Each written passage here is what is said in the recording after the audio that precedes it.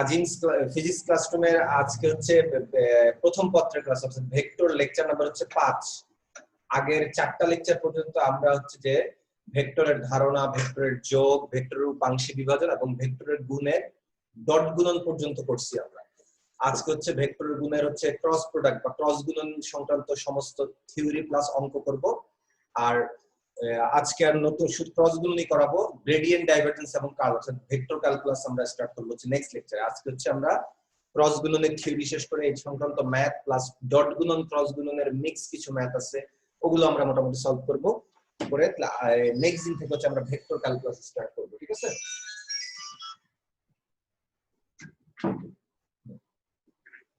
তাহলে দেখো যে লাস্ট ক্লাস পর্যন্ত আমরা হচ্ছে ভেক্টরের গুণ আমরা বলছি যে ভেক্টরের গুণ আমরা যদি স্কেলার রাশির সাথেও ভেক্টর রাশি গুণ করতে পারি, আবার হচ্ছে ভেক্টর রাশির সাথেও ভেক্টর রাশি গুণ করতে পারি। স্কেলার রাশির সঙ্গে যখন ভেক্টর রাশি গুণ করব ওটা খুবই সহজ, যেমন ত্বরণ একটা ভেক্টর রাশি, এর সঙ্গে ভর স্কেলার রাশি যখন গুণ করি আমরা বল F = যে ma পাই, F = m। এক্ষেত্রে একটা ভেক্টর রাশির সঙ্গে একটা স্কেলার রাশি গুণ হচ্ছে, কিন্তু গুণফল পাচ্ছি অবশ্যই ভেক্টর রাশি। এক্ষেত্রে মনে রাখতে হবে মান দ্বারা কোনো ভেক্টর রাশি গুণ করলে, মানে স্কেলার রাশি দ্বারা কোনো ভেক্টর রাশি গুণ করলে ওই ভেক্টর রাশির জাস্ট মানের চেঞ্জ হয়, কিন্তু তার দিক চেঞ্জ হয় না। ত্বরণের দিক যে দিক, বলের দিকও একই। এটা এতটা কঠিন কিছু না বা এটা এতটা গুরুত্বপূর্ণ কিছু না আমাদের জন্য। আমাদের জন্য বেশি গুরুত্বপূর্ণ হচ্ছে যখন ভেক্টর রাশির সঙ্গে ভেক্টর রাশি গুণ করব, এই গুণফলটা কখন আমরা স্কেলার রাশি পাই, কখনো পাই ভেক্টর রাশি। আগের ক্লাস তোমাদের কাজের উদাহরণ আবার হচ্ছে যে টর্কের উদাহরণ দেখাইছিলাম। W = F.S বা Fs cos θ। বল এবং সরণ দুইটাই ভেক্টর রাশি, তাদের গুণফল থেকে আমরা কাজ হিসাব করি, গুণফল থেকে কাজ হিসাব করি, কিন্তু সে কাজ স্কেলার রাশি। এই ক্ষেত্রে যেই নিয়মে গুণ হয়েছে এই গুণটাকে, গুণনের নিয়মটাকে আমরা বলি যে ভেক্টরের ডট গুণন, দুইটা ভেক্টর রাশির ডট গুণন বা স্কেলার গুণন। আর টর্কের যে উদাহরণ দিছিলাম τ = R × F অথবা RF sin θ × θ ভেক্টর। যেমন আমরা বোতলের মুখ খুলি বা হচ্ছে যে দরজা খোলা, বা মোট কথা হচ্ছে ঘূর্ণন গতির সাথে রিলেটেড, ঘূর্ণন গতির সাথে রিলেটেড। আমরা জানি যে রৈখিক বল প্রয়োগ করলে বস্তুর বেগের পরিবর্তন হয়, কোন একটা নির্দিষ্ট দিকে তার যেদিকে বল প্রয়োগ করব সেদিকে বেগ বাড়বে। অথবা এরকম হতে পারে যাচ্ছিল উল্টা দিক থেকে বল প্রয়োগ করতেছি, বল বেগ কমবে, এক্ষেত্রে যেদিকে বল প্রয়োগ করতেছি সেদিকে বেগের মান কমতেছে, উল্টা দিকে বেগের মান কমতেছে।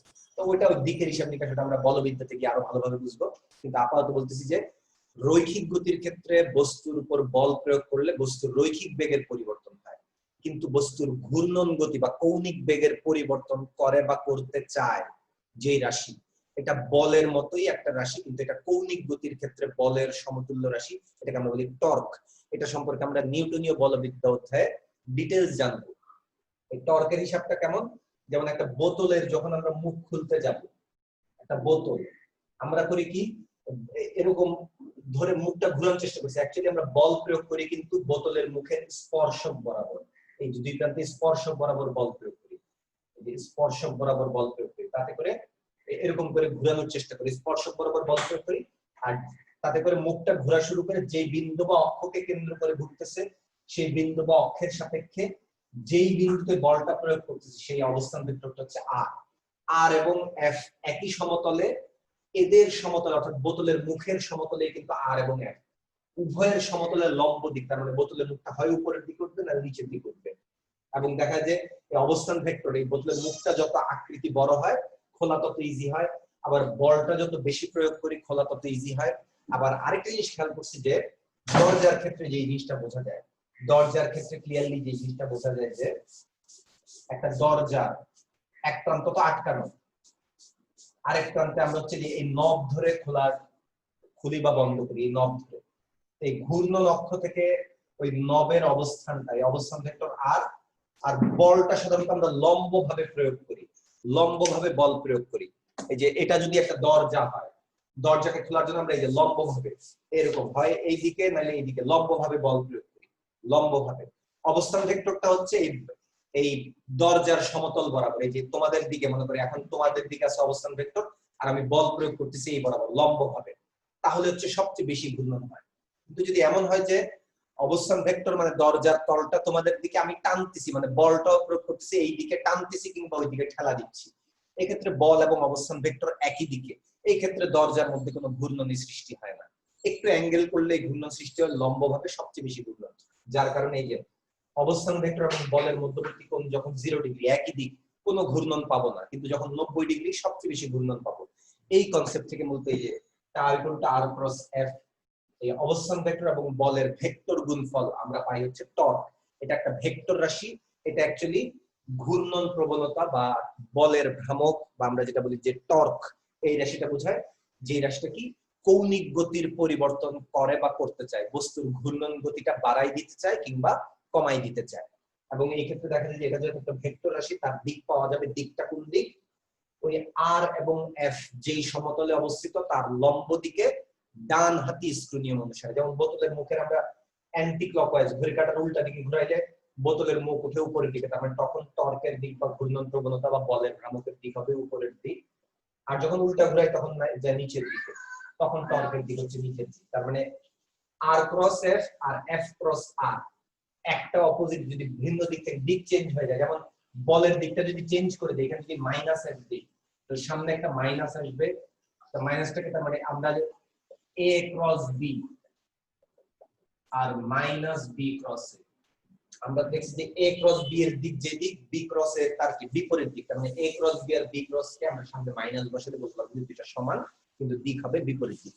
তাহলে অ্যান্টি ক্লকওয়াইজ ঘুরালে উপরে উঠবে আর ক্লকওয়াইজ ঘুরালে নিচে যাবে। দরজার ক্ষেত্রে দরজা উপরে উঠে যায় বা নিচে নামে যায় না, দরজার ওই প্রান্ত আটকানো, এই জন্য আমরা বুঝি না। যদি এমন হতো যে ওই প্রান্তটা ফ্রিলি থাকতো, ব্রেকতে গেলে দরজাটা উপরে উঠে যেত আর আটকাতে গেলে দরজা নিচে নামে যেত, এরকম ঘটনা ঘটতো আর কি। এক্ষেত্রে এরকম কিছু ঘটতেছে না। তো যাই হোক, আমরা বুঝে নিলাম যে ক্রস গুণফল ব্যবহার করে আমরা এইসব এই ঘূর্ণন গতির এই জিনিসগুলা, ঘূর্ণন প্রবণতা বা টর্কটা হিসেব করি। কিন্তু আমরা এখন দেখবো যে ম্যাথমেটিক্যালি এই কনসেপ্ট থেকে আর কত কি কি জিনিস এই ক্রস গুণন ব্যবহার করে আর অ্যাকচুয়ালি কি কি জিনিস নির্ণয় করা যায়, আমরা চাইলে কি কি বের করতে পারি। এই থিওরি শিখে নিয়ে তারপর ওই বিভিন্ন ধরনের ম্যাথ করবো, কারণ ওগুলোই পরীক্ষায় আসে। তোমার সৃজনশীলের জন্য গুরুত্বপূর্ণ, খুবই, এমসিকিউর জন্য তো অবশ্যই গুরুত্বপূর্ণ। তোমরা যেখানে পরীক্ষা দাও ক্রস গুণন মানে কোনোভাবেই অ্যাভয়েড করার কোনো উপায় নাই। ভেক্টরের গুণ থেকে এবং যোগ থেকে সবচেয়ে বেশি কোশ্চেন আসে, ক্রস গুণন তো অবশ্যই সেক্ষেত্রে খুবই ইম্পর্টেন্ট। এই এখানে আগে থেকে এঁকে রাখছি, একটু কালি হালকা দেখা যাচ্ছে, আমি আবার নতুন করে আঁকবো, সমস্যা নাই। যে একই বিন্দুতে আমি বললাম যে এ আর বি দুইটা ভেক্টর, তাদের মধ্যবর্তী কোণ হচ্ছে থিটা, দুইটা ভেক্টর রাশি হইতে পারে, দুইটা বল, দুইটা ভরবেগ, দুইটা বেগ, যা ইচ্ছা হইতে পারে, এটা কোনো কথা না। আমরা যদি তাদের ক্রস গুণ করি অর্থাৎ a × b, a × b, তাহলে হিসাবটা কেমন, প্রত্যেকটা ভেক্টর রাশির মানের গুণফল। আমরা জানি যে একটা ভেক্টর রাশিকে মান আর আকারে প্রকাশ করি আমরা এইভাবে, পরম মান দিয়ে অথবা কোনো ভেক্টর সাইন ছাড়া, কোনো পরম মান ছাড়া লিখলে এইভাবে। যেমন দেখো a এর মান, b এর মান, a এর মান, b এর মান, মধ্যবর্তী কোণ sin θ, এতটুকু হচ্ছে ক্রস গুণফলের মান। ab sin θ হচ্ছে ক্রস গুণফলের মান। কিন্তু এটা যেহেতু একটা ভেক্টর রাশি হবে গুণফলটা, তাহলে একটা দিক থাকবে, দিক বোঝানোর জন্য মানের সাথে সাথে একটা একক ভেক্টর থাকে। এই একক ভেক্টরটাকে সাধারণত আমরা ইটা ভেক্টর দ্বারা প্রকাশ করি।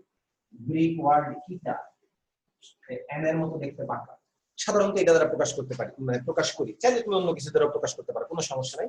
কিন্তু বইয়ে বা ম্যাক্সিমাম লেকচার গুলাতে বা অনলাইন লেকচারে এই একক ভেক্টরের প্রতীকটা এটা ব্যবহার করছি। যে ক্রস গুণনের ক্ষেত্রে এই প্রতীকটা সাধারণত ব্যবহার করা হয়। তার মানে এটাই যে তোমাকে বাধ্যতামূলক ব্যবহার করতে হবে এরকম কোনো রুলস নাই, তুমি ইচ্ছা মতো ধরতে পারো। কিন্তু অ্যাকচুয়ালি তোমাকে জানা লাগবে এটা দ্বারা অ্যাকচুয়ালি কি বোঝাচ্ছি। এটার মান তো এক, একক ভেক্টর যেহেতু মান এক, আর আগেরটুকু অ্যাকচুয়ালি গুণফলের মান বোঝাচ্ছে, এতটুকু দ্বারা তার দিক বোঝাচ্ছে। দিকটা কোন দিক, a এবং b উভয়ে যে সমতলে অবস্থিত তার লম্ব দিকে, উভয়ে যে সমতলে অবস্থিত তার লম্ব দিকে ডান হাতি স্ক্রু নিয়ম অনুসারে। তাহলে দেখো a আর b কিন্তু আমি বোর্ডের সমতলে আছি। কোন সমতলে, বোর্ডের সমতলে আছি। যে বোর্ডের সমতলে আমি যদি ডান হাতি স্ক্রুকে a থেকে b এর দিকে ঘুরাই, তাহলে একটা স্ক্রু কি বাইরের দিকে চলে আসবে, তার মানে তলের লম্ব বরাবর বাইরের দিক। আর যদি ক্লকওয়াইজ ঘুরাই তখন হবে b × a, b থেকে a এর দিকে তখন হবে ক্লকওয়াইজ ঘুরাচ্ছি এই দিকে ঘুরাইলে একটা ডান হাতি স্ক্রু ভেতরের দিকে, তখন হবে গুণফলের দিক হচ্ছে ভেতরের দিক। তো এটা দেখবা যে বইয়ে হয়তো বাইরের দিক বোঝানোর জন্য উপরের দিকে রেখা টানছে কিংবা ভেতরের দিক বোঝানোর জন্য নিচের দিকে, তার মানে আমরা বলতে পারি যে a ক্রস b আর b ক্রস a। কিন্তু এটা তো আঁকছি তো এই তলের উপরে, কিন্তু এটা অ্যাকচুয়ালি সঠিকভাবে আঁকা হয় না। সঠিকভাবে আঁকতে হলে দেখানো লাগবে এরকম a ক্রস b টা আমি বলতে পারি যে এই যে মার্কারের মুখটা হচ্ছে সামনের দিক আর এটা হচ্ছে পিছনের দিক। তাহলে যখন আমি ডান হাতে a ক্রস b করব তখন এই বাইরের দিকে থাকবে হচ্ছে দিক, এবং এই ধরনের দিক বোঝানোর জন্য আমরা সাধারণত একটা তীরের পিছনে পালক থাকে, সামনে হচ্ছে মানে একবারে সূক্ষ্ম বা সুচালু অংশটা থাকে।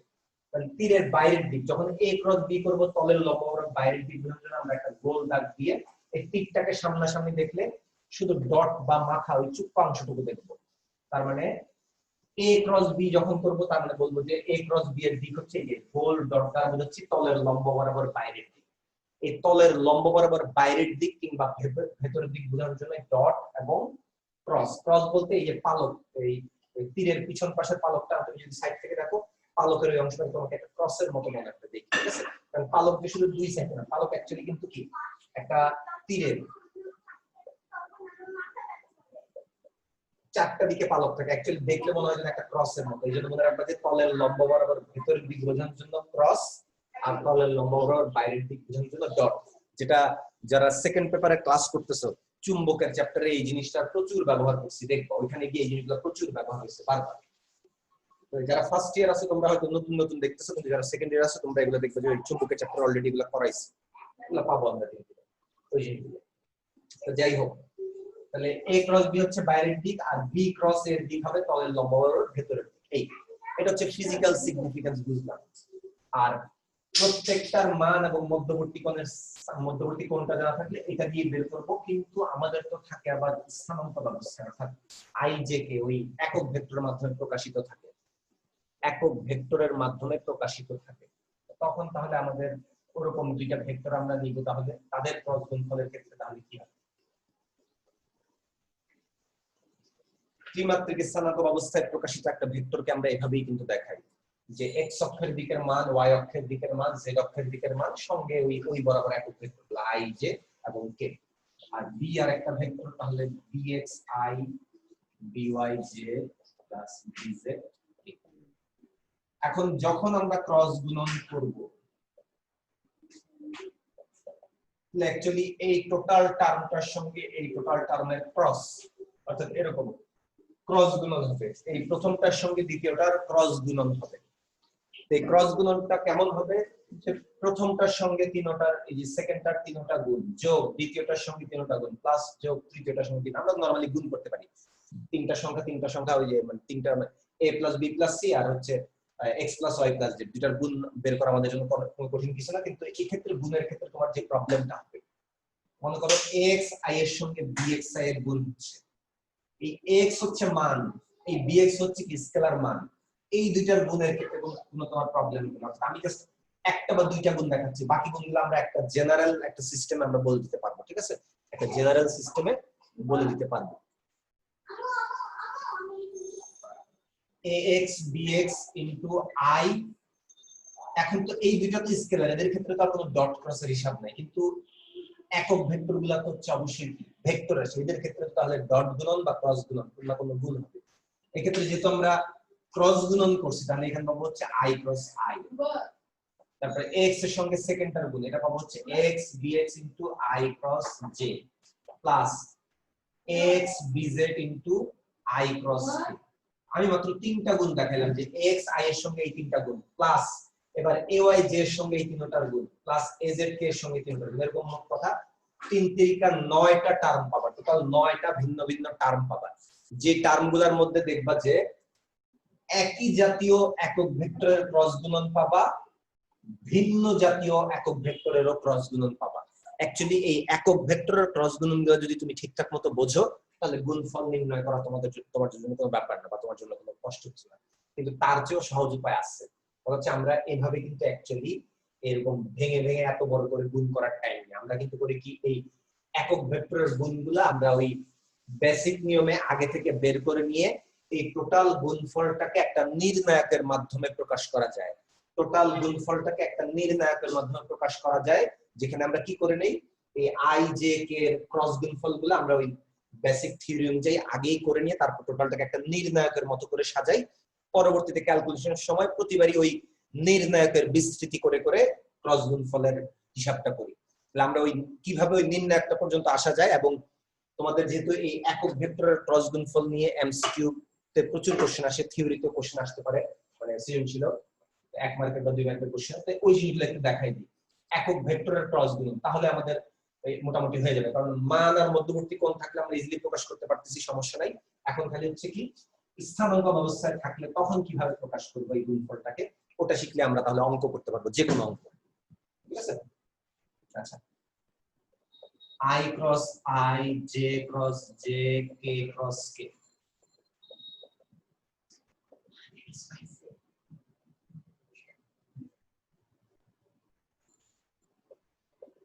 এই তিনটাকে আমি সমান লিখলাম। কেন সমান লিখলাম? কথা হচ্ছে যে i ক্রস i, তার মানে ত্রিমাত্রিক স্থানাঙ্ক অবস্থায় x অক্ষের দিকে একক ভেক্টর i, y অক্ষের দিকে একক ভেক্টর j, আর z অক্ষের পজিটিভ দিকে একক ভেক্টর হচ্ছে k। i ক্রস i মানে দুইটাই একই দিক, j ক্রস j দুইটাই একই দিক, k ক্রস k ওইটাও কি একই দিক।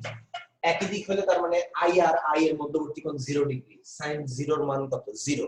তার মানে i cross i, j cross j, k cross k যেটাই বের করি না কেন এই গুণফলটার মান হবে 0, মান হবে 0। কিন্তু গুণফল যেহেতু ক্রস গুণফল হচ্ছে, গুণফল তো আর স্কেলার রাশি হবে না, হবে হচ্ছে ভেক্টর রাশি, তার মানে মান 0 সাথে ওই একক ভেক্টরটা থেকে যাবে। মান 0 আর সাথে যদি কোনো একটা একক ভেক্টর থাকে, এই টোটাল জিনিসটাকে আমরা বলতে পারি একটা নাল ভেক্টর বা শূন্য ভেক্টর। এটাকে বলা হয় নাল ভেক্টর বা শূন্য ভেক্টর। তোমাদের প্রথম ক্লাসে নাল ভেক্টর বা শূন্য ভেক্টর সম্পর্কে আলোচনা করছিলাম, যে যেই ভেক্টরের মান 0, কোন নির্দিষ্ট দিক নাই, কোন নির্দিষ্ট দিক নাই। কারণ মনে করো এই যে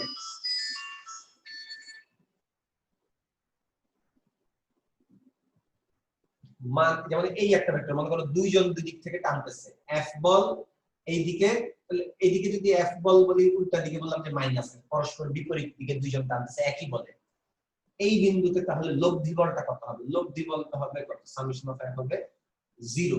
কিন্তু অ্যাকচুয়ালি 0 না, নাল ভেক্টর, কারণ দুইটা ভেক্টরের লব্ধি বের করতেছে, লব্ধিও তো একটা ভেক্টর রাশি হবে, কিন্তু তার মানটা 0, কারণ বস্তুটা জায়গা থেকে নড়তেছে না, বস্তুর উপর লব্ধি কোনো বল কাজ করতেছে না।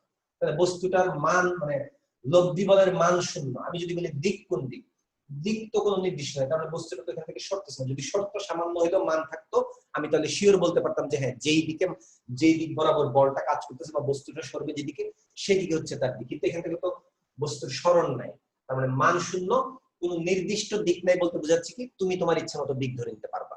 এটাকে বলা হয় আরবিট্রারি, তুমি যে কোনো একটা দিক তোমার মতো ধরে নিতে পারবা। যেই ভেক্টরের মান 0, কোনো নির্দিষ্ট দিক নাই, মান যেহেতু 0, কোনো দিক তুমি নির্দিষ্ট করে দিতে পারবা না, তুমি যে দিক ধরবে সেটাই দিক। এই ধরনের ভেক্টর হচ্ছে নাল ভেক্টর। এই জন্য মনে রাখতে হবে যে এটা কিন্তু এমসিকিউ তে সবাই ভুল করে। ভুলটা কেমন করে? অপশন দেখবা যে i ক্রস i সমান দিছে হচ্ছে j, আরেকটা অপশন দিলাম j ক্রস j সমান দিল হচ্ছে 0, আরেকটা দিল k ক্রস k সমান দিল হচ্ছে i, আর মনে করো দিল হচ্ছে যে i ক্রস i সমান হচ্ছে নাল ভেক্টর।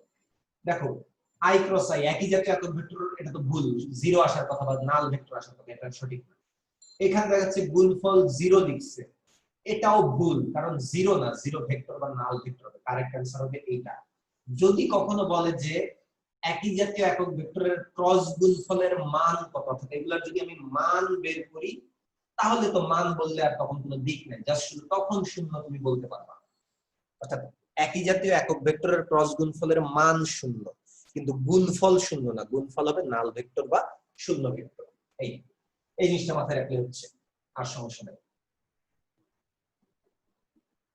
এই কোনো প্রশ্ন থাকলে করতে পারো, যতটুকু বলছি এর মধ্যে কোনো কোশ্চেন থাকলে তোমাদের অডিও অন করে কোশ্চেন করতে পারো, আর কথা যদি না বুঝে থাকো তাহলে জিজ্ঞেস করো।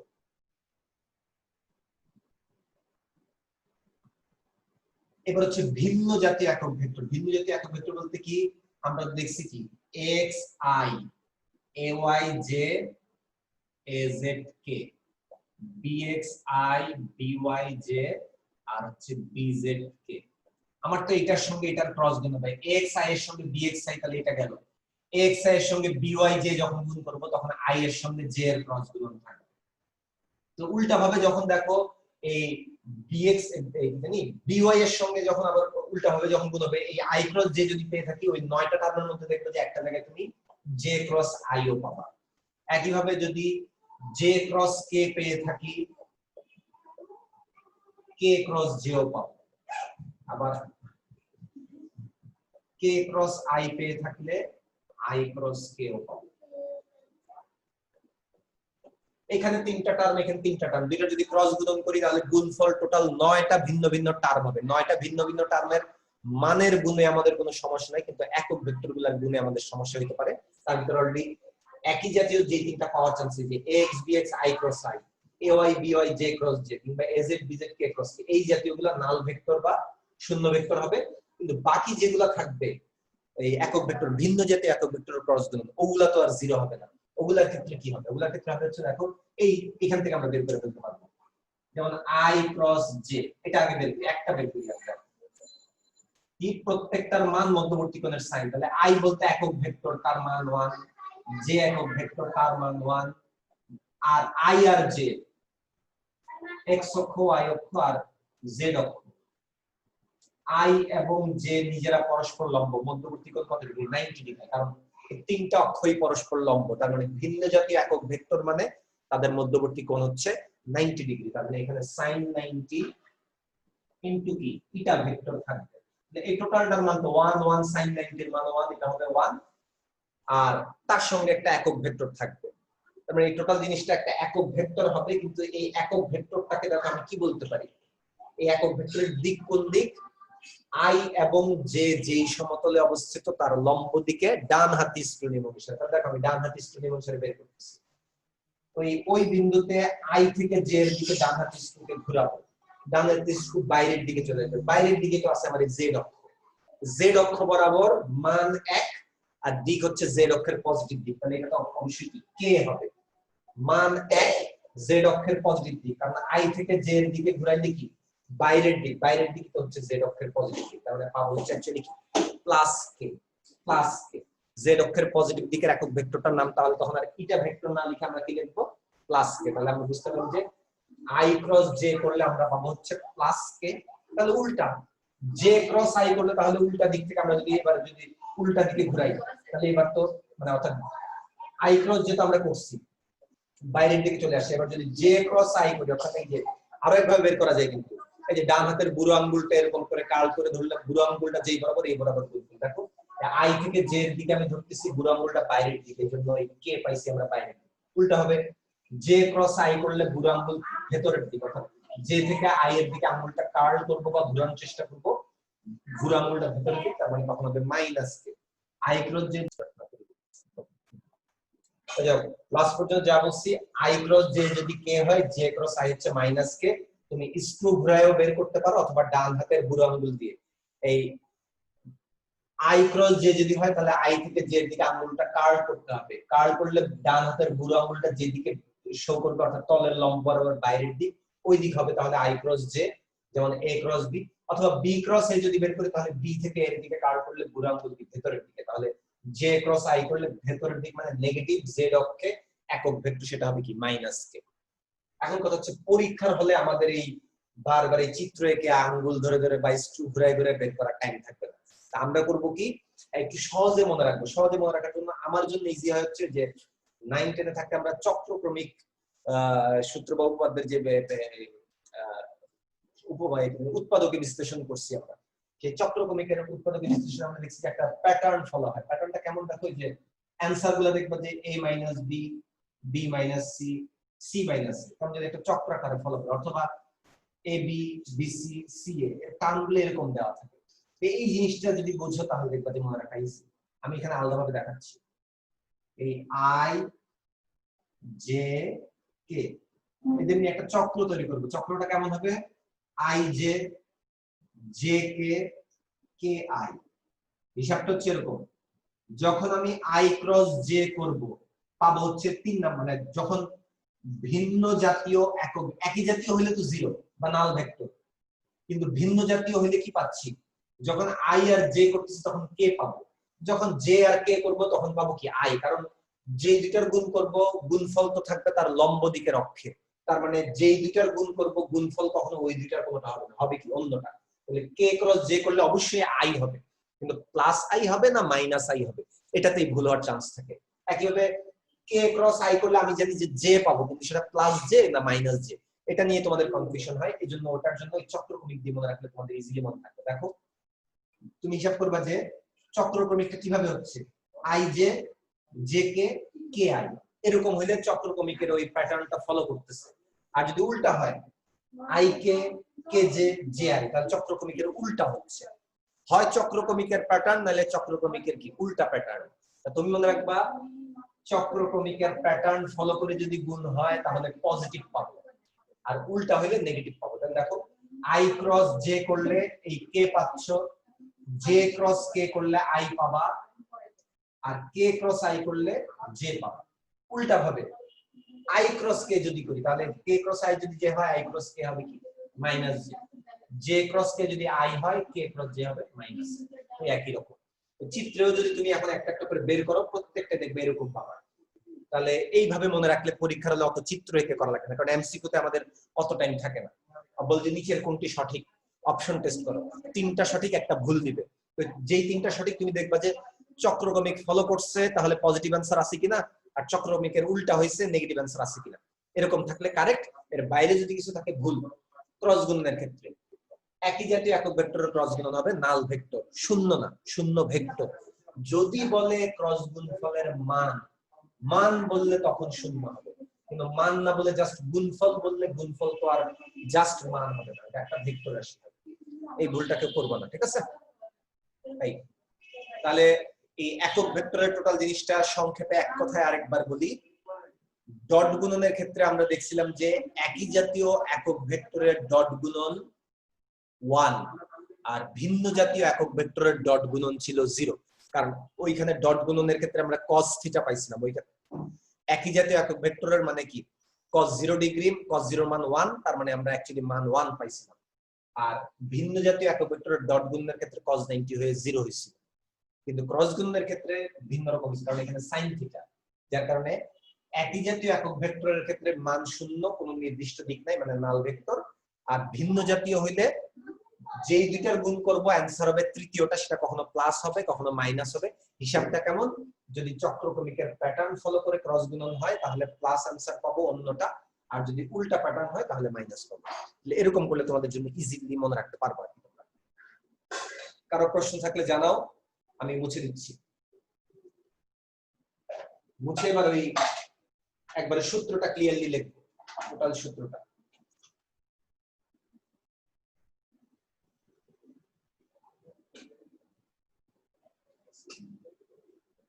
এরপরে আমরা অঙ্ক শুরু করে দিব। a b sin theta into theta vector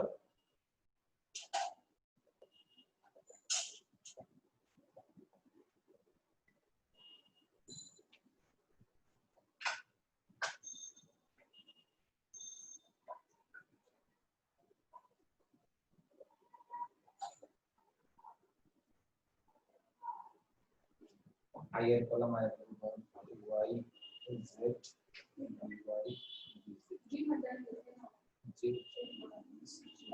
আমি আগে লিখে নেই তারপর ব্যাখ্যা করতেছি, কারণ যারা সেকেন্ড ইয়ার আছে তোমরা বুঝে ফেলতেছো কেন এরকম লিখতেছি। যারা ফার্স্ট ইয়ার তোমাদের হয়তো বুঝতে একটু সমস্যা হতে পারে, আমি বুঝাই বলবো, সমস্যা নেই। ax bx az bz plus a সমান ax bx ay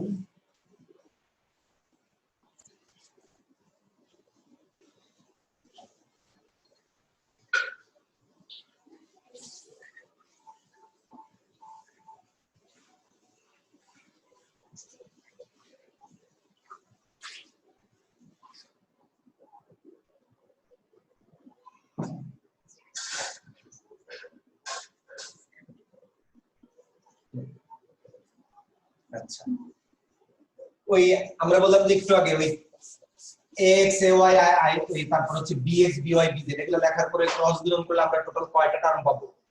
9টা টার্ম পাবো, টোটাল 9টা টার্ম। তার মধ্যে 3টা টার্ম তো নাল ভেক্টর বা জিরো ভেক্টর হয়ে জিরো হয়ে যাবে, ওগুলো আর হিসাবে আসবে না, কিন্তু বাকি থাকবে আরো কয়টা? 6টা টার্ম।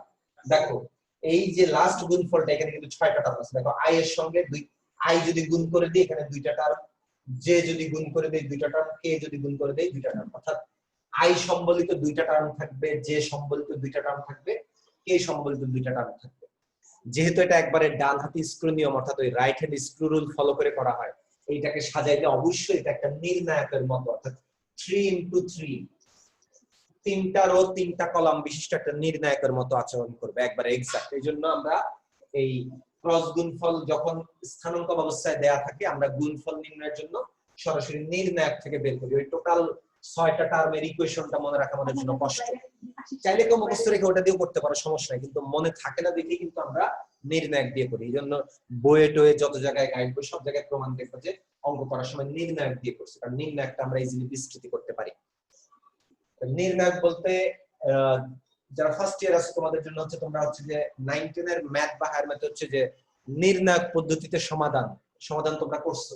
নির্ণায়ক পদ্ধতিতে সমাধান হয় যে x ও y এর সহগগুচ্ছ নিয়ে নির্ণায়ক হয়, তারপর x এর মান y এর মান বের করছো।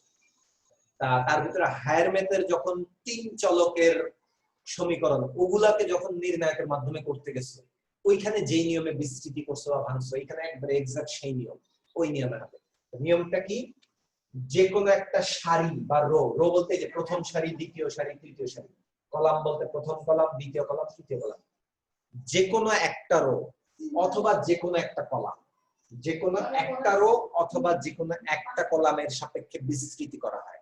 বিস্তৃতিটা কেমন? আমরা সাধারণত এই ক্ষেত্রে প্রথম সারির সাপেক্ষে বিস্তৃতি করব, এবং নির্ণায়কে প্রত্যেকটা টার্ম অর্থাৎ প্রত্যেকটা পদেরই হচ্ছে সহগুণক থাকে এবং তার একটা পজিশনের একটা চিহ্ন থাকে। চিহ্নটা কেমন? যে আমরা তো জানি যে রো এর নাম্বারকে আমরা m দ্বারা প্রকাশ করি আর কলাম নাম্বারকে n দ্বারা প্রকাশ করি, এবং সেই ম্যাট্রিক্স বা নির্ণায়কের অর্ডার বা ক্রম কিন্তু আমরা m × n, এই যে রো ইনটু কলাম এভাবে লিখি। আমি যদি i এর কথা বলি, i হচ্ছে প্রথম রোতে আছে এবং কলামের দিক থেকেও প্রথম কলামে আছে, -1 তার পাওয়ার m + n, -1 তার পাওয়ার m + n। রো কত নাম্বার রোতে আছে, কত নাম্বার কলামে আছে, এই দুইটার যোগফলকে যদি -1 এর পাওয়ার বসাই, যেই চিহ্ন পাবো ওই পদের সহগুণকের, এই জিনিসটা হচ্ছে সহগুণক। সহগুণকটা কি? যখন i এর সহগুণক বলতে বুঝবো i এর কলাম, i এর রো বাদ দিলে বাকি যে এতটুকু থাকে, এতটুকু যে নির্ণায়ক আমরা লিখবো, এটাই হচ্ছে i এর সহগুণক। কিন্তু কন্ডিশন আছে, চিহ্ন সহ লিখলে সহগুণক, চিহ্ন ছাড়া লিখলে কিন্তু সহগুণক না। চিহ্ন সহ বললে সহগুণক। যে এর জন্য হিসাব করি, যে প্রথম সারিতে আছে কিন্তু কলাম আছে দ্বিতীয় কলামে, তাহলে প্রথম সারি দ্বিতীয় কলাম, তাহলে বিজোড় সংখ্যা -1 এর পর মাইনাস হয়ে যাবে, মানে এটা চিহ্ন হবে মাইনাস, এর জন্য মাইনাস। যে রো যে কলাম বাদ বাকি দেখো x bx az bz, ওটাকে একটা নির্ণায়কের মধ্যে লিখছি, তাহলে যে এর সহগুণক হবে এই মাইনাস চিহ্ন সহ, এই টোটালটা হচ্ছে যে এর সহগুণক।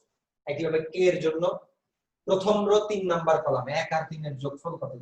জোড় সংখ্যা, তার মানে প্লাস, এইজন্য প্লাস k এর কলাম, k এর রো বাদ দিলে বাকিটা থেকে লিখে নিচ্ছি। এরপর জাস্ট এই যে আর গুলো, এটা ইনটু এটা মাইনাস এটা ইনটু এটা, তারপর এটা ইনটু এটা, এই হিসেবে করছি। বাকিটুকু আর বুঝতে কারো সমস্যা হওয়ার কথা না, বাকিটুকু বুঝতে আর কারো সমস্যা হওয়ার কথা না। তারপরে যদি প্রবলেম থাকে জিজ্ঞেস করতে পারো। দেখি আমি এখন একটা টেস্ট করি তোমাদের, কে কত দ্রুত করতে পারো, কে কত দ্রুত করতে পারো, এই টেস্টটা করব। যারা ফার্স্ট ইয়ার তোমাদের অত তাড়াহুড়ার নাই, তোমরা পারলেই হইছে, কিন্তু যারা সেকেন্ড ইয়ার তাদের ক্ষেত্রে আমি অ্যাকচুয়ালি জানতে চাচ্ছি যে কে কত দ্রুত করতে পারছো। আমি দুইটা ডাটা দিচ্ছি, 2i - 3j + k, আর b দিলাম হচ্ছে i + j -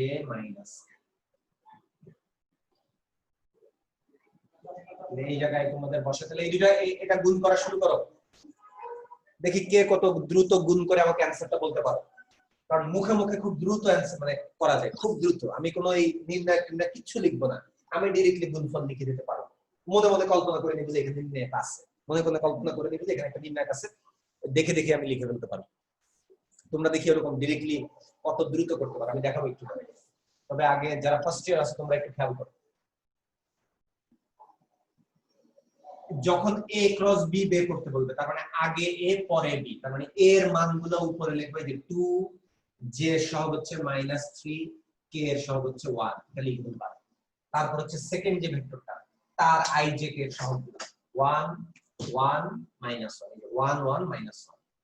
এবার গুণ, তাহলে বুঝাতে যাচ্ছে যে গুণ হবে এরকম, i এর সময় i এর রো i এর কলাম বাদ প্লাস -3 এর সঙ্গে -1, যে -3 এর সঙ্গে -1, তারপরে সূত্রের -1 * 1, এবার এই দুটার ক্রস। তাহলে আমি একবার লিখতেছি এখানটা a cross b, a cross b কি i বার, এই -3 এর সঙ্গে -, এবার সেকেন্ড ইয়ার ওরা খেয়াল করো যে আমার কাছে এরকম নির্ণায়ক না কি আমি এখান থেকে করব, যখন আমি এখানে লিখবো যে হ্যাঁ i এর সহগ লেখা লাগবে, i এর সহগটা কেমন হবে i বার -3 * -1, তাহলে -3 আর -1 গুণ করলে কত 3, 3 থেকে বিয়োগ যাবে কত 1 আর 1 গুণ করলে 1 -1, তারপরে সূত্রের হচ্ছে মাইনাস যে সূত্রের -j, এবার j এর সহগ বসাবো, কি বসাবো j এর কলামটা বাদ, তাহলে 2 এর সঙ্গে -1, এই যে 2 এর সঙ্গে -1 এখানে বসে 2 এর সঙ্গে -1 গুণ হয়ে -2, তারপরে সূত্রের মাইনাস এবার 1 এর সঙ্গে 1, মানে এই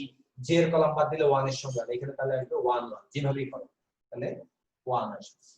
আর লাস্টে প্লাস k, k এর সময় তাহলে k এর কলাম বাদ 2 * 1 -3, তবে 2 * 1 মানে 2, সূত্রের মাইনাস কিন্তু এই -3 আর -1 গুণ হয়ে কত -3, ওই মাইনাসের এই মাইনাস মিলে +3, অর্থাৎ চিহ্নটা তোমরা ঠিকঠাক মতো হিসাব করবা।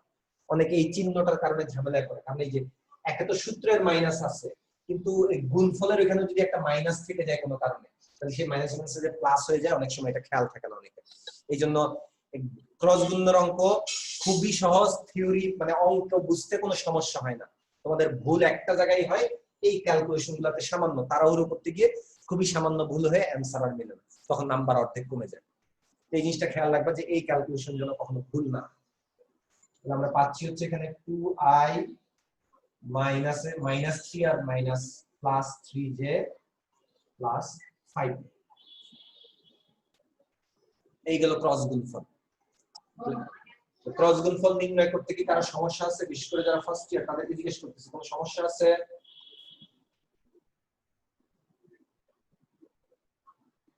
তাওহীদ সৈকত, তাওহীদ জাহান সৈকত, তোমার কোনো সমস্যা আছে? না স্যার, একটু প্রবলেম হচ্ছে। কোন অংশটা প্রবলেম হচ্ছে একটু বলো তো। স্যার ইয়া বসাতে আপনার প্লাস মাইনাস যেটা পরে যেটা বসালেন ওখানে, এই প্লাস মাইনাসটা না, এখানে প্লাস মাইনাস, এই যে ক্যালকুলেশনের প্লাস মাইনাস না, নিচে নিচে নিচে আচ্ছা ক্যালকুলেশন। দেখো আমি আরেকবার দেখাচ্ছি, দেখো আমি ফার্স্টে লিখবো যে প্লাস i, এবার গুণ করব কি i এর সময় i এর কলাম i এর রো, তাহলে যে -3 এর সঙ্গে -1 গুণ হয়ে কত হবে বলো দেখি। আমি তোমাকে, তুমি তোমার অডিও অন রাখো, আমি তোমাকে জিজ্ঞেস করে করে লিখতেছি। -3 আর -1 গুণ হয়ে কত হবে? +3, তারপর সূত্রের মাইনাস তাহলে গুণ হবে কি, এবারে এই দুটো 1 আর 1 গুণ করলে কত 1, ঠিক আছে। এবার -j ব্র্যাকেট, j এর সময় j এর কলাম বাদ, এই আবারো বাম দিক থেকে শুরু করবা, কারণ চিহ্ন যেহেতু মাইনাস বসে বাম দিক থেকে শুরু হবে। কোন কোন বইয়ে দেখবে যে এখানে চিহ্ন প্লাস দিয়ে গুণ করছে উল্টা দিক থেকে, তোমরা ওই ঝামেলায় যাবা না, কারণ ম্যাথেও মাইনাস দিয়ে করছে, তাহলে ফিজিক্সে কেন আমরা আলাদাভাবে ভিন্নভাবে করব, দরকার নাই। এই যে নরমাল অর্ডার যেটা ওটাই ফলো করব, বাম দিক থেকে গুণ, মাইনাস বসালে তাহলে 2 এর সঙ্গে -1 গুণ হয় -2, সূত্রের মাইনাস 1 এর সঙ্গে 1 গুণ হইলে কত +1, +1 বিয়োগ দেবে, ওইটাই হবে। লাস্ট হচ্ছে k, প্লাস কে চিহ্ন সহ প্লাস কে ব্র্যাকেট, কে এর কলাম বাদ দিলাম, এবার 2 এর সঙ্গে 1 গুণ করলে 2, সূত্রের মাইনাস 1 আর -3 গুণ হয় কত -3, কিন্তু -3 এখানে বসাইলে এই মাইনাস আর এই মাইনাস মিলে কি হয়ে যাবে প্লাস হয়ে যাবে, তার মানে আমি এখানে অ্যাকচুয়ালি বসাবো হচ্ছে +3, তার মানে তুমি এখানে পাবো হচ্ছে 2i + 3j + 5।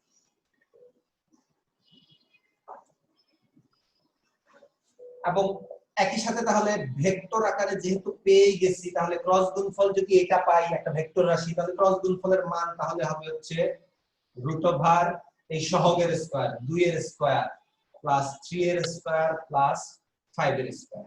কারণ ভেক্টর আকারে আছে ত্রিমাত্রিক স্থানাঙ্ক অবস্থায়, সেখান থেকে মান নির্ণয় করতে গেলে তো আমরা সহগগুলোর স্কয়ার করে মান নির্ণয় করতে পারি। সহগগুলোর স্কয়ার করে যোগ করে টোটালটা রুট, এটা হচ্ছে ভেক্টরের মান। এই বেসিকগুলো আগে পড়ানো হয়েছে তোমাদের, এগুলো তোমরা জানো। এইবার আমরা মূলত অঙ্কে ঢুকবো। এতক্ষণ পর্যন্ত যারা সেকেন্ড ইয়ার যারা আছে, স্যার বুঝছি। হ্যাঁ, এতক্ষণ পর্যন্ত যারা সেকেন্ড ইয়ার ছিল তারা হয়তো এতক্ষণ মনোযোগ না দিলেও চলতো, কিন্তু এখন থেকে একটু মনোযোগ দাও। এখনই তোমাদের জন্য গুরুত্বপূর্ণ প্রশ্ন এসে পড়ছে। তোমাদের সেকেন্ড টাইমের যারা আছো তোমাদেরও লাগবে, যারা এইচএসসি পরীক্ষার্থী আছো তোমাদেরও লাগবে। আমি সরাসরি প্রশ্নে যাচ্ছি, সবাই আমার সাথে সাথে প্রশ্নটা লিখে নাও খাতার মধ্যে। a vector 2i - 3j + k, আরেকটা ভেক্টর নিলাম b vector i + j - k, আরেকটা ভেক্টর নিলাম c ভেক্টর, এটা নিলাম এটা 4k দিয়ে 2i - 3j + 4k, আর এখানে লিখবো i + mj + 2, i + mj + 2k। ওই প্রথমটাতে -2i - 3 না +2i - 3j + 4k, এটা 4 পরে কারেকশন করছি, পরে 4 লিখে নাও, অনেকে পরে লিখতে অনেকে হয়তো খেয়াল করে নাই। i + j - k R c দিলাম এরকম। এবার প্রশ্ন করতেছি, প্রথম প্রশ্ন সবচেয়ে ইম্পর্টেন্ট প্রশ্ন, এটাই বিগত বছরে সবচেয়ে বেশিবার আসছে, কিন্তু এটাই সবচেয়ে সহজ প্রশ্ন, এটাই সবচেয়ে সহজ প্রশ্ন 1 নাম্বারটা, এবং এটাই সবচেয়ে গুরুত্বপূর্ণ বা বেশিবার আসা প্রশ্ন। m এর মান কত হলে a ভেক্টর ও c ভেক্টর পরস্পর সমান্তরাল হবে?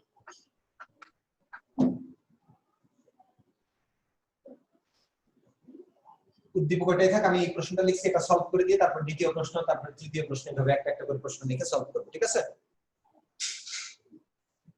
ফার্স্টে আমি রিটেনে আসলে যেভাবে করা লাগে বা যে আমি আগে ডিটেইলসটা বলি যে কিভাবে এটা জিরো হয়, তখন পরস্পর দুটো সমান্তরাল হলে অ্যাকচুয়ালি কন্ডিশনটা কি, ওটা একটু বুঝাই নিয়ে তারপরে এমসিকিউর জন্য ওই শর্টকাট দিয়ে যেটা তোমরা করো, ওই শর্টকাটটা বলে দিচ্ছি।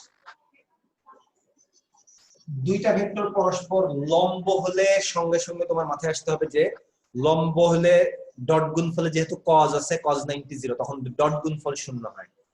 কিন্তু সমান্তরাল হলে তো মধ্যবর্তী কোণ 0 ডিগ্রি, তখন সাইন শূন্য হয়। তাহলে ক্রস গুণনের মধ্যে সাইন আছে, ক্রস গুণফলের মান তাহলে শূন্য হবে। দুটি ভেক্টর পরস্পর সমান্তরাল না মানে তাদের মধ্যবর্তী কোণ সাইন 0 ডিগ্রি হয়ে ক্রস গুণফল হবে নাল ভেক্টর বা শূন্য ভেক্টর, অথবা ক্রস গুণফলের মান হবে শূন্য। তাহলে আমি বলতে পারি যে দুইটা ভেক্টর a আর c পরস্পর লম্ব, তার মানে না পরস্পর সমান্তরাল, তাহলে তাদের ক্রস গুণফলের মান হবে শূন্য, তাদের ক্রস গুণফলের মান হবে শূন্য। আর যদি ক্রস গুণফল লিখো তাহলে অর্থাৎ পরম মান চিহ্ন বাদ দাও, তাহলে কিন্তু এখানে নাল ভেক্টর লিখতে হবে। কিন্তু আমি একবারে লিখে দিলাম যে ক্রস গুণফলের মান শূন্য। মান শূন্য বলতে মান আমরা অ্যাকচুয়ালি কি পাইছিলাম যখন a ক্রস b করছিলাম, বা a ক্রস c যখন আমি লিখতেছি, আমি ওই এগুলাকে মনে করো ওই প্রতীকের মাধ্যমে লিখতেছি, সংখ্যা দিয়ে লিখতেছি, তোমরা বুঝতে পারবে।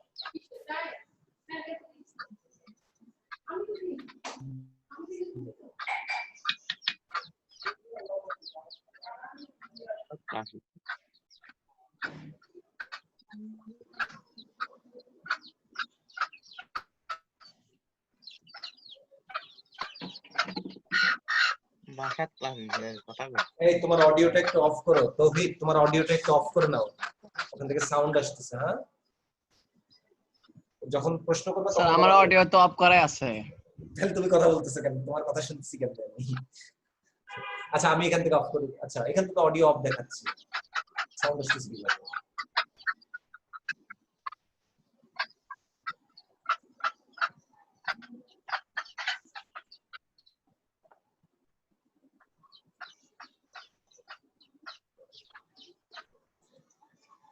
অডিও তো অফই দেখাচ্ছে, তাহলে সাউন্ড আসতেছে। আচ্ছা সমস্যা নেই, ওকে সাউন্ড এখন আসতেছে। আমি এগুলাকে ওই প্রতীকের মাধ্যমে লিখছি। আমি কেন লিখছি একটু পরে বলতেছি। দেখো a আর c, তাহলে ওই যখন i এর সময় তো i এর সহগ অর্থাৎ x গুলো বাদ, তখন y z এর মধ্যে ক্রস গুণন হয়। যখন জে হিসাব করি তখন জে বলতে ওয়াই এর সহগগুলা বা ওয়াই অক্ষের সহগগুলা বাদ হয়, তখন দেখো এক্স জেড আছে। আর যখন কে গুণ করবো তখন পাবো হচ্ছে যে জেড বাদ, তার মানে এক্স আর ওয়াই থাকবে, X C Y minus C X Y. এই আন্দাজ করে করে কল্পনা করে আমি বসাইছি মনে করো আপাতত। এটা আপাতত আমাদের লেখা লাগবে না, জাস্ট বোঝার জন্য।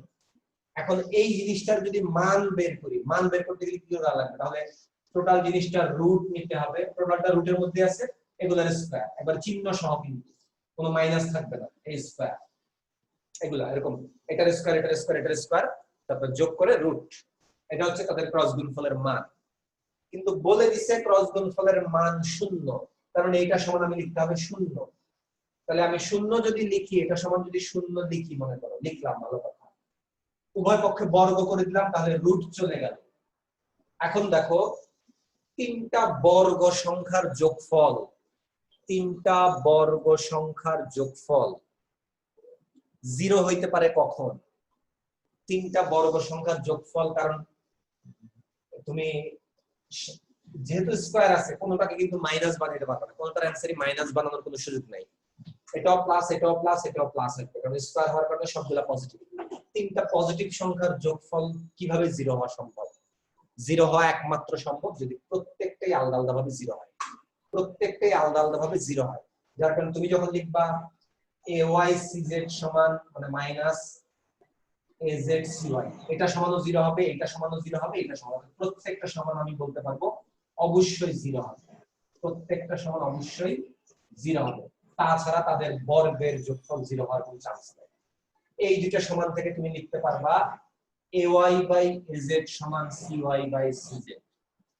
এই দুইটার যেহেতু জিরো, এই একটা ওই পাশে নিয়ে গেলে সমান লিখলে পাবো হচ্ছে X/CX সমান হচ্ছে AZ/CZ, আর লাস্টেরটা থেকে পাবা X/CX = AY/CY।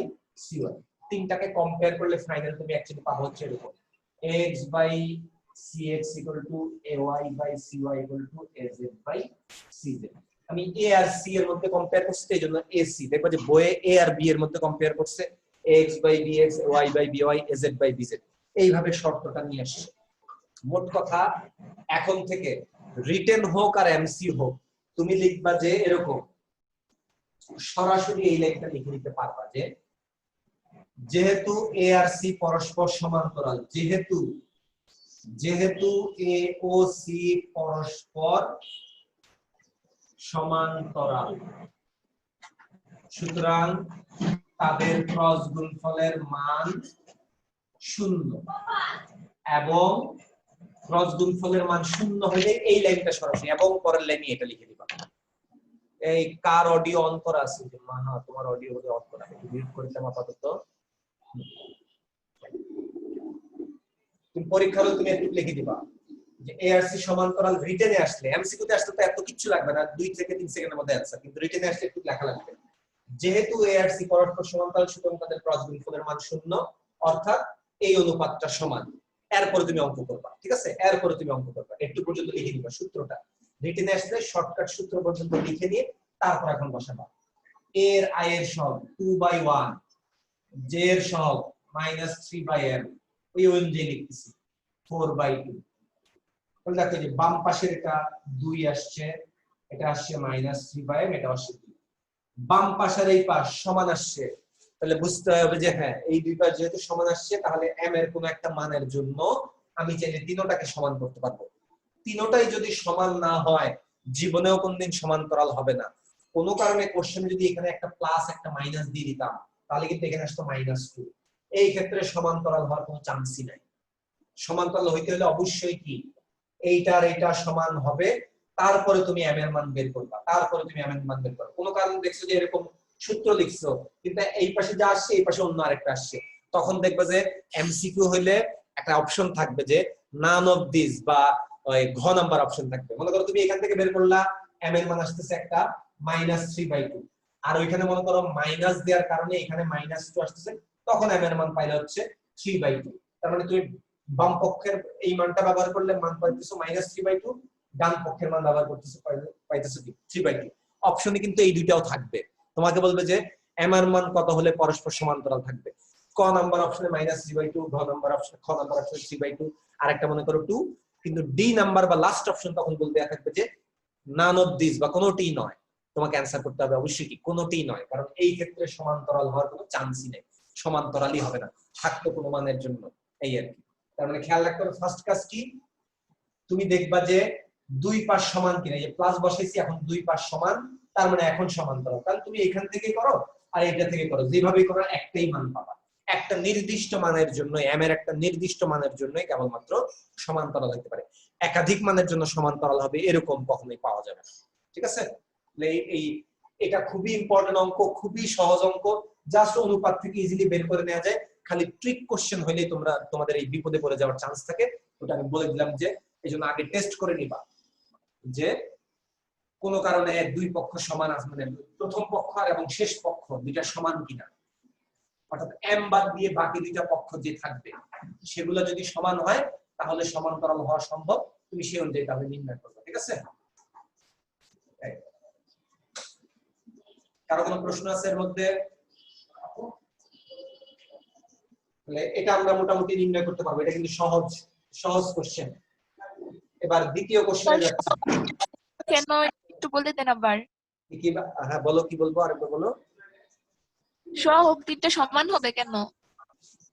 ও অনুপাতগুলো একটু আগে তো বললাম যে ক্রস গুণফলের মান শূন্য, তার মানে ওই যে তুমি রুট ওভার করে এই ক্রস গুণফলের লাস্ট লাইনটা কি পাইছিলা, লাস্ট লাইনটা কি পাইছিলা মনে করে, এই ক্রস গুণের লাস্ট লাইনটা পাইছিলা a i into x ay bz minus byz, তারপর মাইনাস j into হচ্ছে যে x bz minus bx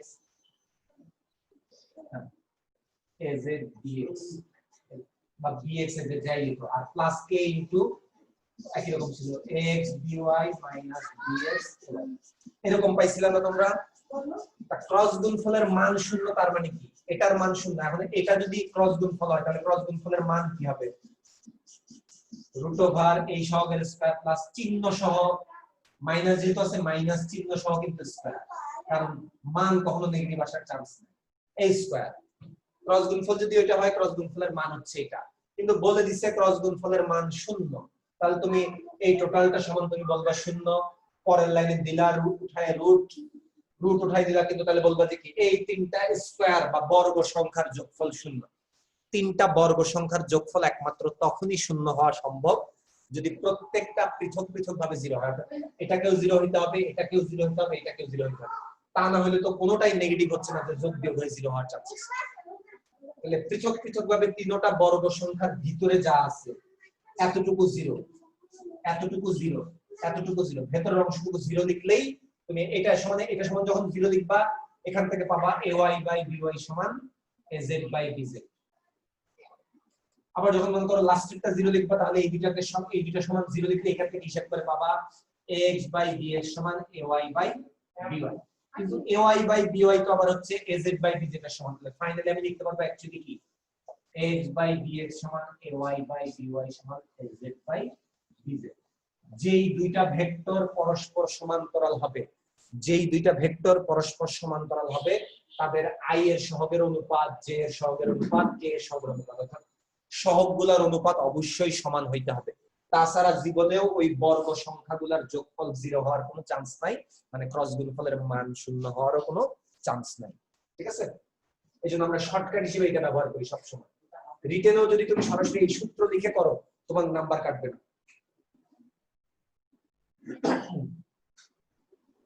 এই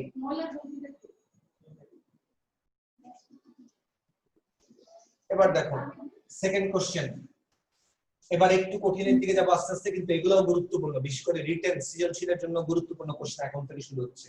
প্রথমটা তো এমসিকিউর জন্য গুরুত্বপূর্ণ, এবার সৃজনশীলের জন্য বা রিটেন কোশ্চেনের জন্য গুরুত্বপূর্ণ কোশ্চেন পাচ্ছি। এ ও বি যে সমতলে অবস্থিত, যে সমতলে অবস্থিত তার লম্ব দিকে একটি একক ভেক্টর নির্ণয় করো।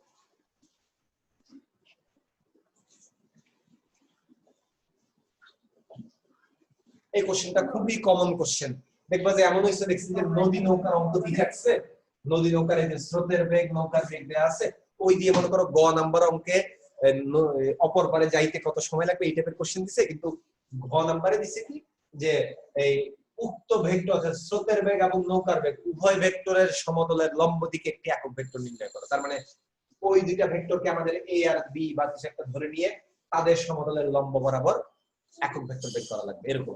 তো এখানে বলছে এ এবং বি এর সমতলে যেই সমতলে অবস্থিত তার লম্ব দিকে একটি একক ভেক্টর নির্ণয় করো। আচ্ছা, দুইটা ভেক্টর কোন সমতলে আছে বুঝবো কিভাবে? এই যে আমার হাতে দুইটা ভেক্টর, একই বিন্দু থেকে আমি দুইটা ভেক্টর রাশি দেখাইলাম। এই মনে করলাম যে এই দুইটা হচ্ছে ভেক্টর, এই হচ্ছে দুইটা ভেক্টর।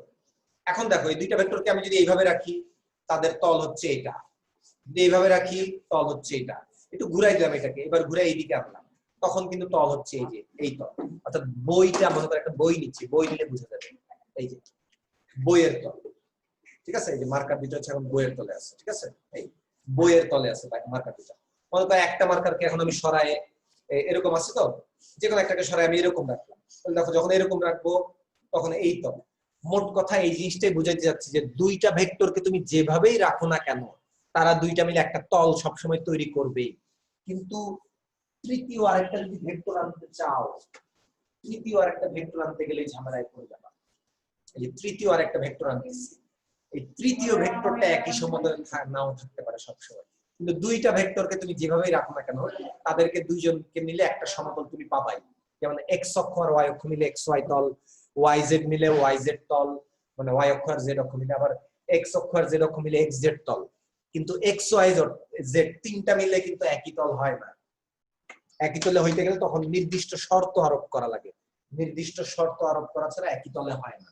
তো ওরকম সংক্রান্ত একটু অঙ্ক আমরা পরে একটু পরে পাবো। যাই হোক, আমাদের এখন দিছে মাত্র দুইটা ভেক্টর, তারা যেই সমতলে অবস্থিত তাদের লম্ব দিক। দুইটা ভেক্টরকে আমি ধরে নিতে পারি তারা দুইটাকে তো অবশ্যই তারা একটা সমতলে আছে, সেই সমতলটা ধরলাম যে বোর্ডের সমতল হচ্ছে তাদের সমতল। উভয়ের সমতলের লম্ব দিকে একক ভেক্টর, লম্ব দিকে একক ভেক্টর। যখনই সমতলের লম্ব দিকের কোনো ভেক্টরের হিসাব নিকাশ তোমাদের কোশ্চেনে চাইবে, বুঝে নিবা যে অবশ্যই ক্রস গুণন ছাড়া আর কোনো জায়গায় তো আমরা দেখলাম না যে দুটা ভেক্টর যেই সমতলে তার লম্ব দিকের কোনো কিছু পাওয়া যাচ্ছে। লম্ব দিকের যেই সমতলে, যে সমতলের লম্ব দিক, সমতলের লম্ব দিক এটা পাওয়া মানে বুঝতে হবে যে ক্রস গুণনের ব্যবহার আছে। এ আর বি এর যদি ক্রস গুণন নেই, এ ক্রস বি, এটা হবে A B sin theta into eta vector. এই ইটা ভেক্টরটাই তো আমাদের ছিল এ আর বি যেই সমতলে তার লম্ব দিকের একক ভেক্টর।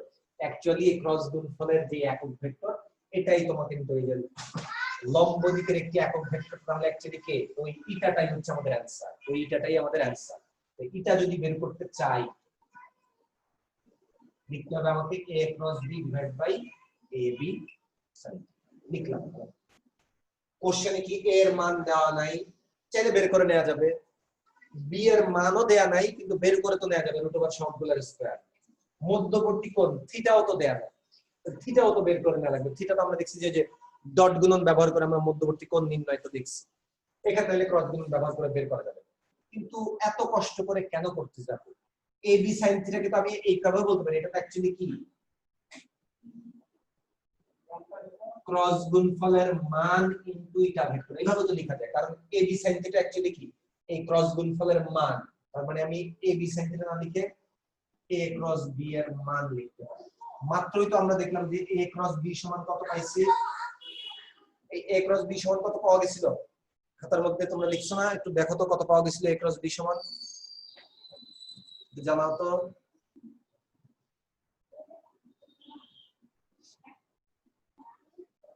এই a ক্রস b তাহলে হিসাব করে দেখি,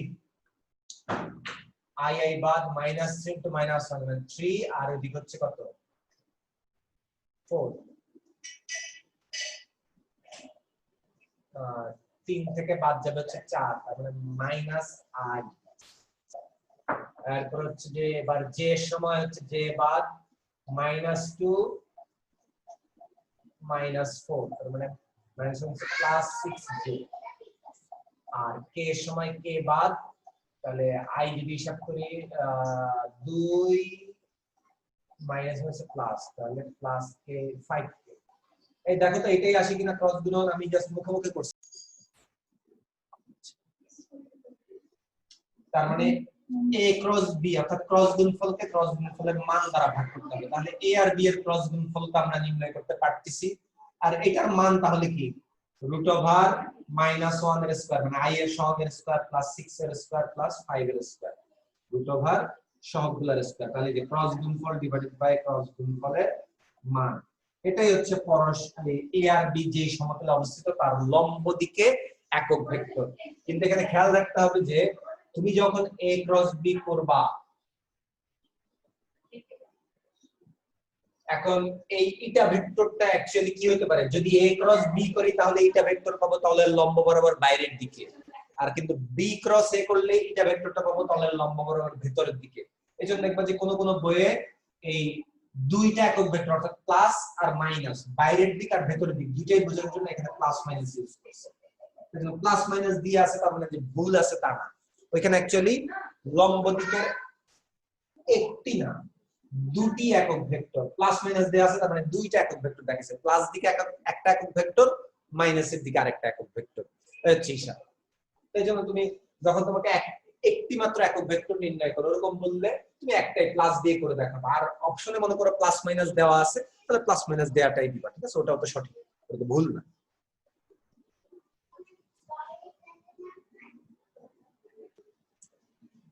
লম্ব দিকে একক ভেক্টর নির্ণয় আর কোনো সমস্যা আছে? মেইনলি যে ক্রস গুণফলটা ঠিকঠাক মতো করতে পারবে তারপরে মান নির্ণয় করা তো আর কোনো ব্যাপার না, ইজি, জাস্ট ক্রস গুণফলকে তার মান দ্বারা ভাগ করলেই লম্ব দিকের একক ভেক্টর বের হয়ে যাবে। এটা কোনো কঠিন কোশ্চেন, এটাও মোটামুটি ইজি কোশ্চেন, খালি ক্রস গুণফল বের করতে যতক্ষণ টাইম লাগে একটু টাইম লাগে, ক্রস গুণফলটা বের করতে যা একটু টাইম লাগে। এই আমি কি মুছে দিয়ে দিলাম।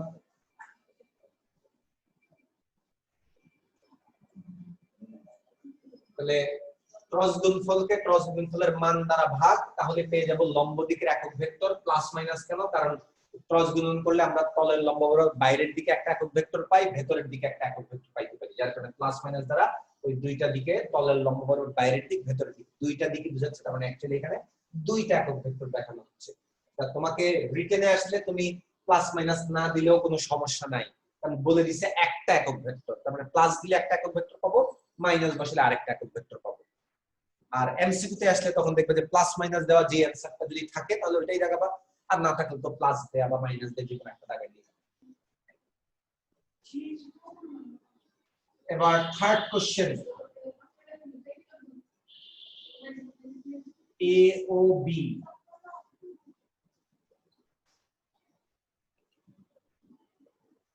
কোন সামান্তরিক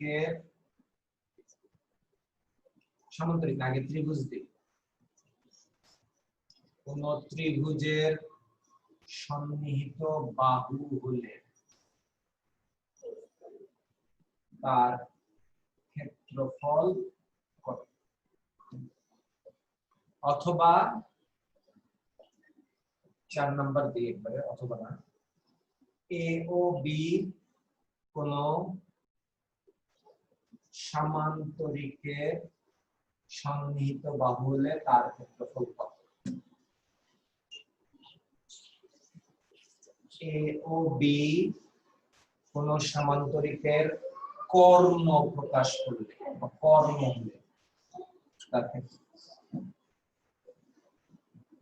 তার মানে দুইটা ভেক্টর রাশি এগুলাকে মাঝে মাঝে দেয়া থাকবে কোন একটা ত্রিভুজের সন্নিহিত বাহু, সন্নিহিত বাহু মানে একই বিন্দু থেকে যে দুইটা বাহু বা ভেক্টর আমরা বের করি ওগুলাকে আমরা সন্নিহিত বাহু বলি। তো ত্রিভুজের সন্নিহিত বাহু দেয়া আছে, ত্রিভুজের ক্ষেত্রফল নির্ণয় করো।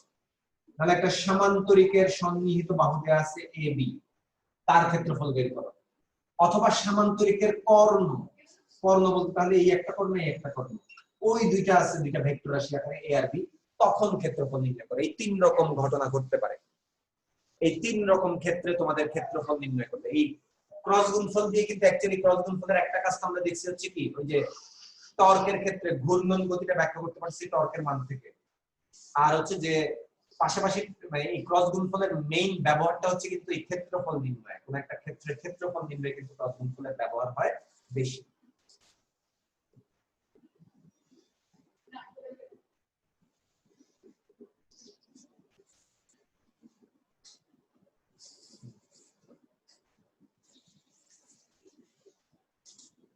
ফার্স্টে আমি দেখো ত্রিভুজটা দেখাচ্ছি। ত্রিভুজ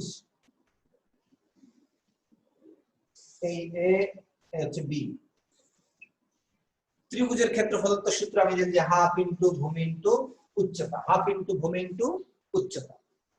তা ভূমি আমি যদি এতটুকুকে ভূমি ধরে নিই তাহলে এর মানটাকে, কারণ ভূমি তো একটা স্কেলার রাশি, ভূমি মানে একটা দৈর্ঘ্য, একটা স্কেলার রাশি, তাহলে এর মানটা হচ্ছে ভূমি।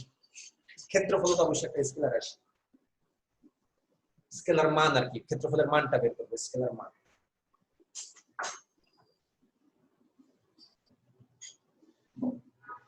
তাহলে হাফ ইনটু ভূমি, ভূমি এ, আর লাগবে কি উচ্চতা, উচ্চতা মানে এখান থেকে তাহলে লম্ব টানবো, লম্ব টানলে এই দুই পাশের কোণ সমকোণ।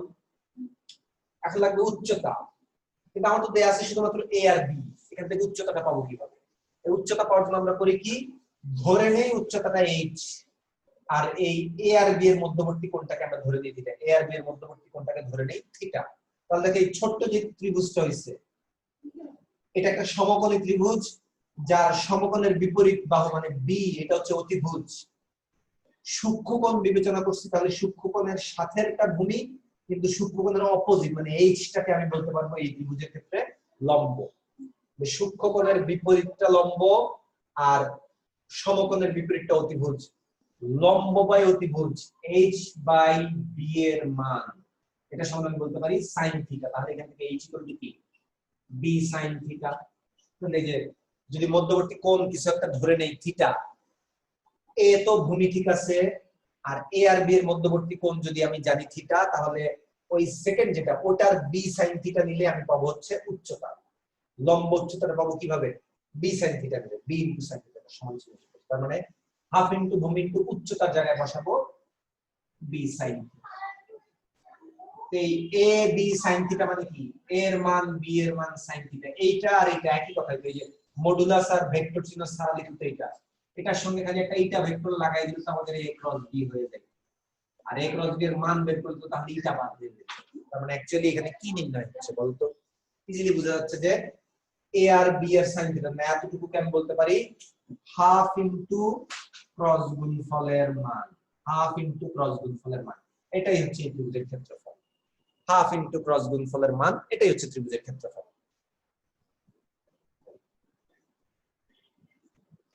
তার মানে পরীক্ষা যদি আসে, অঙ্ক খুবই সহজ, তোমার খালি বোঝাটাই কঠিন যে কিভাবে ত্রিভুজের।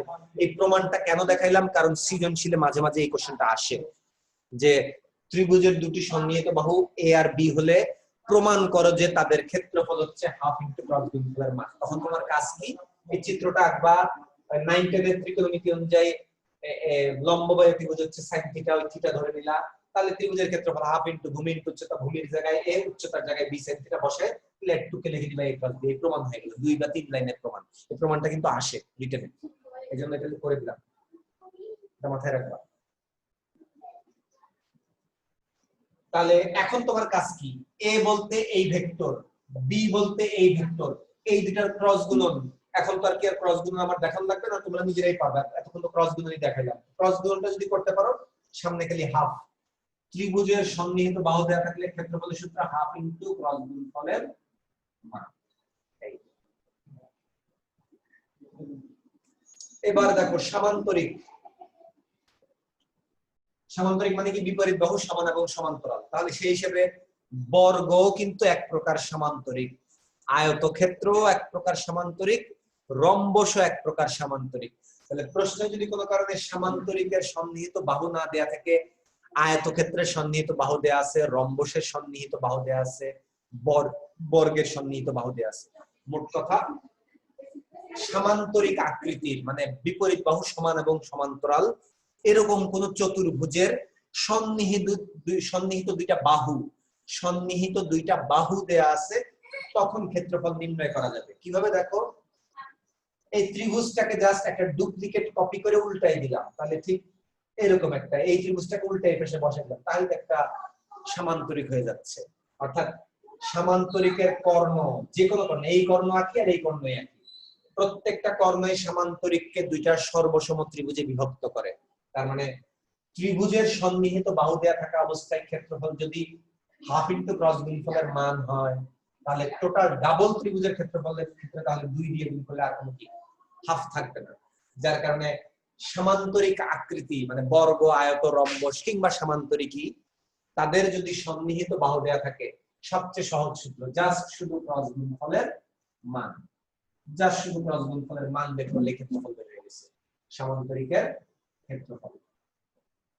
এখানে লিখলাম, তোমরা ডট ডট দিয়ে আগে লিখছো, আমি জাস্ট এখানে লিখে দিলাম।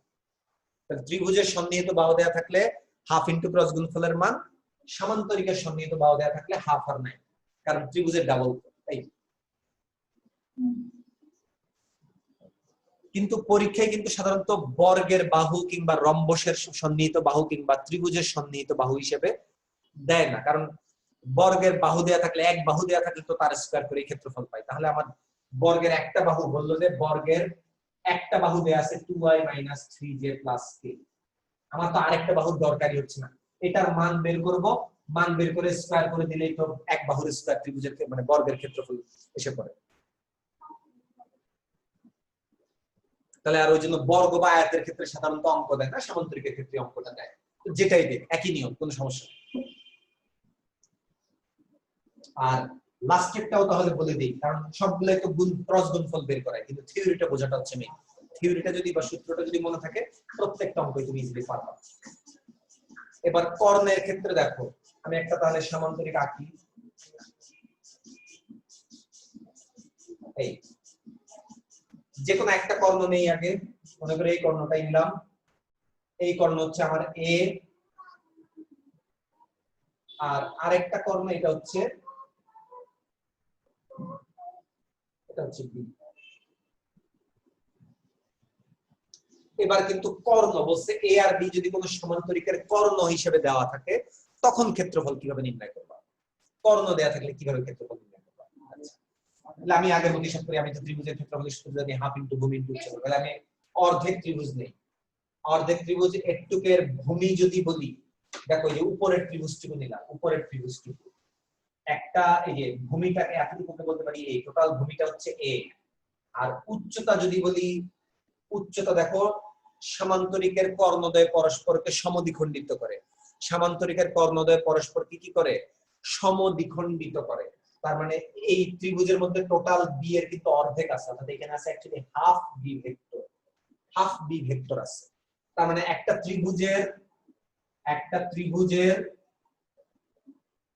ত্রিভুজের ভূমি পাইছো এ, আর শীর্ষবিন্দু থেকে ওইটার উপর যে রেখাটা আছে ওই কোণটা পাই, ওইটা হচ্ছে half B vector, total B এর হাফ। তুমি যদি এখন ওই ত্রিভুজের নিয়মে সূত্র করো, তাহলে পাবা হচ্ছে হাফ ইনটু ভূমি হচ্ছে এ, আর উচ্চতা মানে শীর্ষবিন্দুর সাথে যে ভেক্টরটা আছে ওটার রাশি কি বি সাইন থিটা, ওটার রাশি কি বি সাইন থিটা। রম্বসের ক্ষেত্রে তো পুরোপুরি 90, তার মানে বি সাইন থিটাকে বি সাইন 90 লেখা আর না লেখা একই কথা। এইজন্য আমরা ওই মূলত এই জিনিসটা পাবা, যেটা হচ্ছে half into B sine theta, না half B sine theta, half B sine theta. তার মানে এখানে যদি আমি একটা উচ্চতা নেই, অর্থাৎ এখান থেকে এই বিন্দু থেকে এই ত্রিভুজের এই বাহুর উপর যদি লম্ব নেই এইচ সমান আসবে হচ্ছে হাফ বি সাইন থিটা। ওই একটু আগে আমরা যে হিসাব করছি, চিত্র এঁকে এই কোণটা নির্ণয় করে তারপর হাফ বি সাইন থিটা আসবে। মোট কথা এই উপরের অংশের ত্রিভুজটুকুর ক্ষেত্রফল হবে হাফ ইনটু ভূমি ইনটু উচ্চতা, উচ্চতা মানে কি হাফ বি সাইন থিটা। তাহলে এই হচ্ছে উপরের ত্রিভুজটুকুর ক্ষেত্রফল। সঙ্গে যদি 2 দিয়ে গুণ করে দেই তাহলে সম্পূর্ণ সামান্তরিকের ক্ষেত্রফল। সম্পূর্ণ সামান্তরিকের ক্ষেত্রফল নির্ণয় করতে গেলে তার মানে কি এই টু কাটা, কিন্তু ভেতরের একটা হাফ অলরেডি থেকে যায়, তার মানে অ্যাকচুয়ালি হাফ থেকে যাওয়ার কারণে বাকিটুকু মিলে হবে হাফ ইনটু ক্রস গুণফলের মান, হাফ ইনটু ক্রস গুণফলের মান। অর্থাৎ এক কথায় যদি মনে রাখো, আমি মনে রাখি এইভাবে যে ত্রিভুজ বা চতুর্ভুজের সন্নিহিত বাহু কিংবা কর্ণ দেয়া থাকবে, সেখান থেকে আমার ক্ষেত্রফল নির্ণয় করতে দিবে। ত্রিভুজ বা চতুর্ভুজের সন্নিহিত বাহু অথবা চতুর্ভুজের ক্ষেত্রে কর্ণ দেয়া থাকতে পারে, আমার হচ্ছে ক্ষেত্রফল নির্ণয় করা লাগবে। কি দিয়ে নির্ণয় করব? হিসাবটা হচ্ছে কি ত্রিভুজের সন্নিহিত বাহু অথবা যদি চতুর্ভুজের কর্ণ। চতুর্ভুজ বলতে কোন ধরনের চতুর্ভুজ? সামান্তরিক আকৃতির চতুর্ভুজ, মনে রাখতে হবে। অন্য কোন আকৃতির যে কোনো ইচ্ছার মতো চতুর্ভুজ নিলে হবে না। সামান্তরিক আকৃতির চতুর্ভুজের সন্নিহিত বাহু দেয়া থাকলে শুধু ক্রস গুণফলের মান, কিন্তু ত্রিভুজের বাহু কিংবা চতুর্ভুজ আকৃতির ওদের কর্ণ দেয়া থাকলে, ত্রিভুজের বাহু আর চতুর্ভুজের ক্ষেত্রে কর্ণ দেয়া থাকলে তখন খালি সামনে হাফ আসে, তখন খালি সামনে একটা হাফ আসে। এই বাংলা কথাটা যদি কোনোভাবে মনে রাখো, তাহলে তোমার এবার যত রকম ত্রিভুজ চতুর্ভুজের ক্ষেত্রফলই তোমাকে দেখ না পরীক্ষায়, তুমি সবসময় সূত্রটা তোমার মাথার মধ্যে থাকবে, তুমি ইজিলি নির্ণয় করতে পারবে। ক্রস গুণফল নির্ণয় করা কোনো ব্যাপার না, খালি সামনে হাফ আছে কি নাই এটা মনে রাখলে কি হবে। চতুর্ভুজ আকৃতির যে কোনোটার বাহু দেয়া থাকলে সামনে হাফ নাই, কিন্তু ত্রিভুজ বা চতুর্ভুজের যদি কর্ণ দেয়া থাকে, মানে ত্রিভুজের বাহু অথবা চতুর্ভুজের যদি কর্ণ দেয়া থাকে, তখন সূত্রের সামনে কি হাফ আসছে। কেন হাফ আসছে অলরেডি কিন্তু আমি প্রমাণ করে দেখাইছি। ঠিক আছে, কারো কোনো প্রশ্ন থাকলে বলো, কারো কোনো প্রশ্ন থাকলে বলো। এটা কিন্তু খুবই গুরুত্বপূর্ণ অঙ্ক, তিনটা অঙ্কই খুবই গুরুত্বপূর্ণ। কারো কোনো প্রশ্ন থাকলে প্রশ্ন করতে পারো।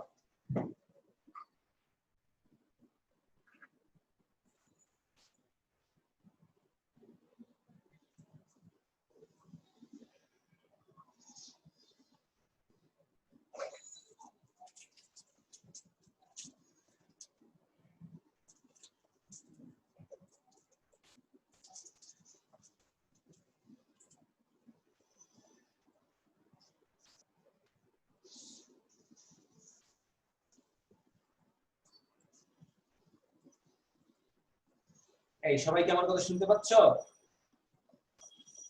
এই যে লাস্টে যে গ্যালাক্সি তুমি বলে বের মানে মিম নাকি বলতে, তুমি বলে না বের হয়ে গেছে, তোমাকে আরেকবার বলনি। তাহলে ত্রিভুজের সন্নিহিত বাহু কিংবা চতুর্ভুজ সামান্তরিক আকৃতির চতুর্ভুজ এরকম যদি কর্ণ দেয়া থাকে, তখন সূত্রের সামনে হাফ আছে, তখন সূত্রের সামনে হাফ আছে। কিন্তু যদি চতুর্ভুজ আকৃতি বা সামান্তরিকের যদি বাহু দেয়া থাকে, তখন কিন্তু সামনে হাফ নাই। বাকিটা শুধু ক্রস গুণফল নির্ণয় করা, প্রত্যেক নির্ণয় করতে পারলে তোমার আর সমস্যা নেই। এই হচ্ছে হিসাব। তা তোমরা এই নিয়মের অঙ্কগুলো বই থেকে করবা, দেখবে যে প্রত্যেকটা অঙ্কই আর কোনো ঝামেলা হবে না, খুবই সহজ অঙ্ক। সূত্রে খালি বসাই দিয়ে হচ্ছে গুণফলটা, এই গুণফলের মান আর কি।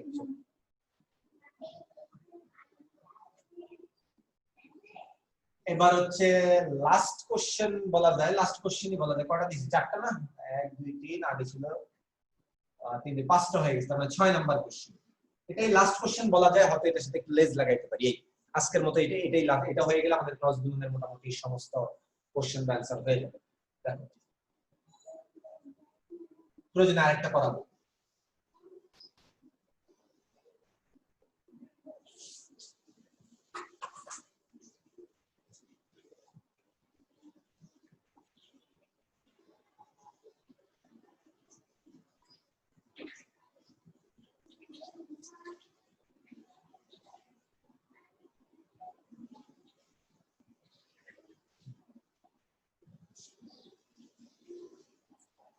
এই দেখো তো কি আছে, কিছু বোঝা যাচ্ছে চিত্রে? চিত্রে কি আছে কিছু বোঝা যাচ্ছে?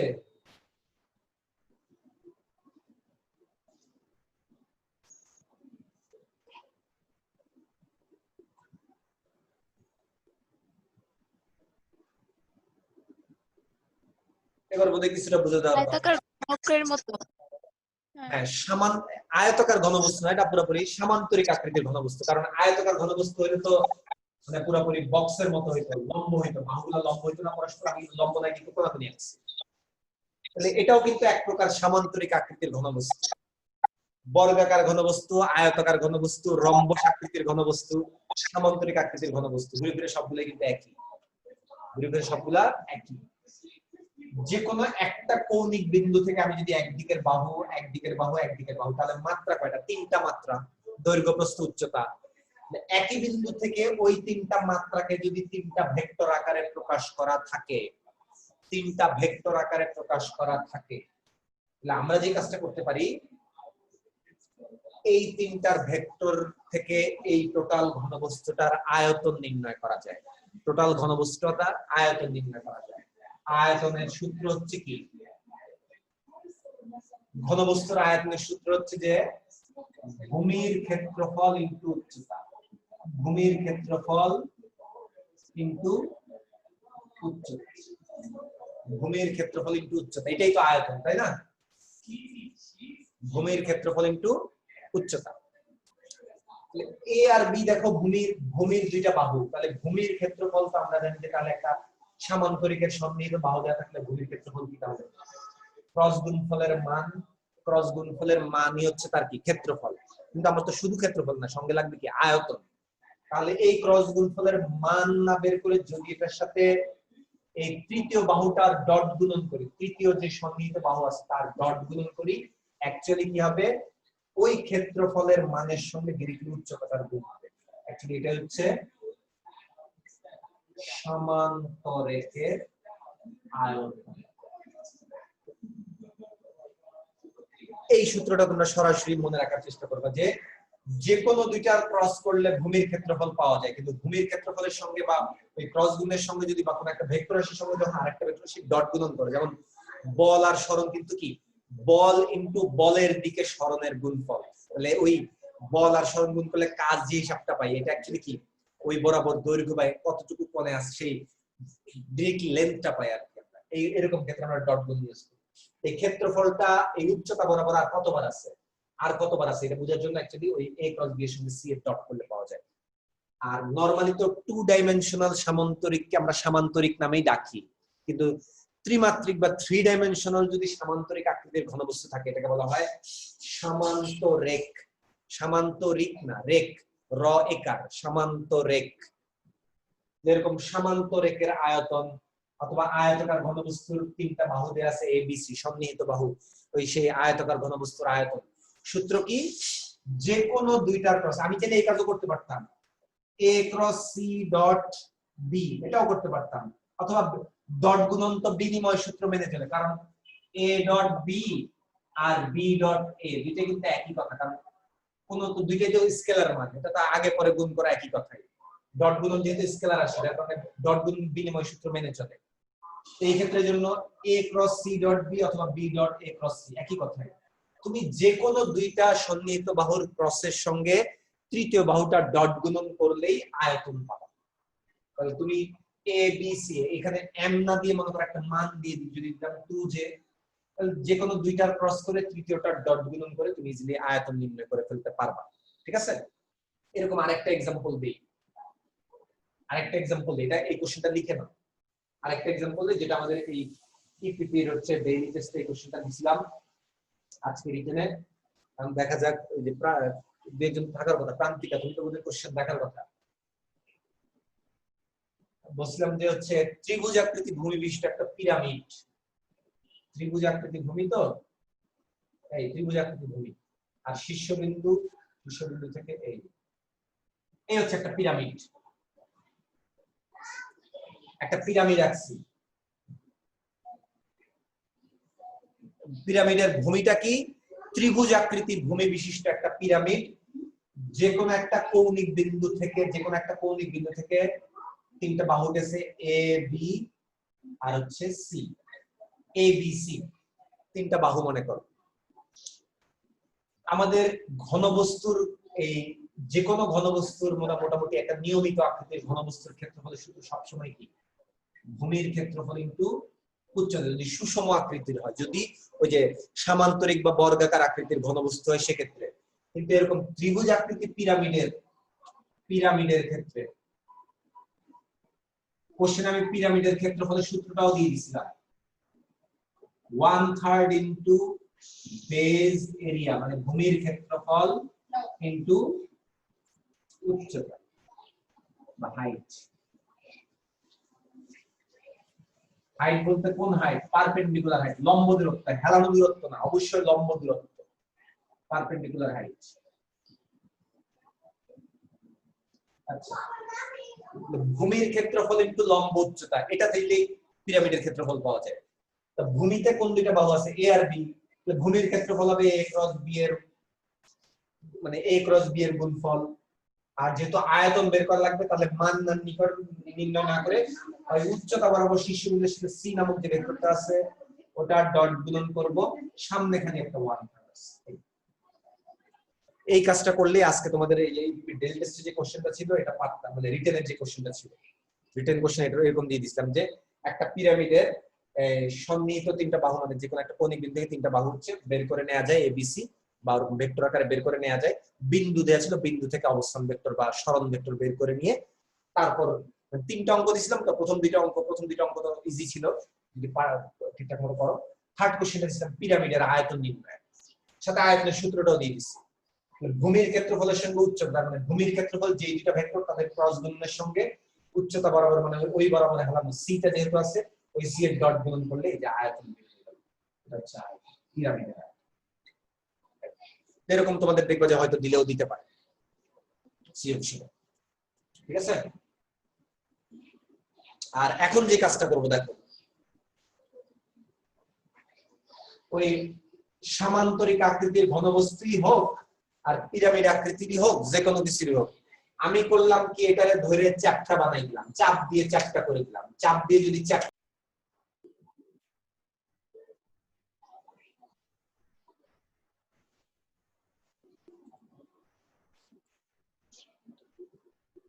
এই হঠাৎ করে কি জানি হয়ে গেছিল, কানেকশন চলে গেছিল বোধহয়। এই তোমরা সবাই শুনতে পাচ্ছ আমার কথা? যেটা ঠিক বলতেছিলাম, আছে এখন। আচ্ছা যেটা বলতেছিলাম, এখন যদি আমি চাপ দিয়ে চ্যাপ্টা বানাই ফেলি, চাপ দিয়ে চ্যাপ্টা বানাই ফেলি, তাহলে বলো আয়তন কত হবে এখন? তাহলে চ্যাপ্টা করে ফেললে, চাপ দিয়ে চ্যাপ্টা বানাই ফেললাম, এগুলো আয়তন কত হবে? একে বলতে পারবা আয়তন কত হবে? তখন তো এটা পাতলা পাত হয়ে গেছে, পাতের তো আয়তন নাই, পাতের ক্ষেত্রফল আছে, আয়তন হয়ে যাবে কি শূন্য। তার মানে আমি বলতে পারবো যে এই আয়তন সমান শূন্য। এই 3 এই পাশে গুণ করো, তাহলে a cross b dot c শূন্য। অথবা এটার ক্ষেত্রেও কি a cross b dot c শূন্য। তার মানে আয়তন শূন্য হয়ে যাওয়া মানে কি অ্যাকচুয়ালি কি a b c একই সমতলে চলে আসছে। তিনটা ভেক্টর একই সমতলে থাকার শর্ত, তিনটি ভেক্টর একই সমতলে থাকার শর্ত। ওই তিনটা ভেক্টর দ্বারা গঠিত ঘনবস্তুর আয়তন শূন্য, তিনটা ভেক্টর দ্বারা গঠিত ঘনবস্তুর আয়তন শূন্য। তার মানে তারা একই ক্ষেত্রফল একই সমতলে আছে। তিনটি ভেক্টর একই সমতলে থাকার শর্ত।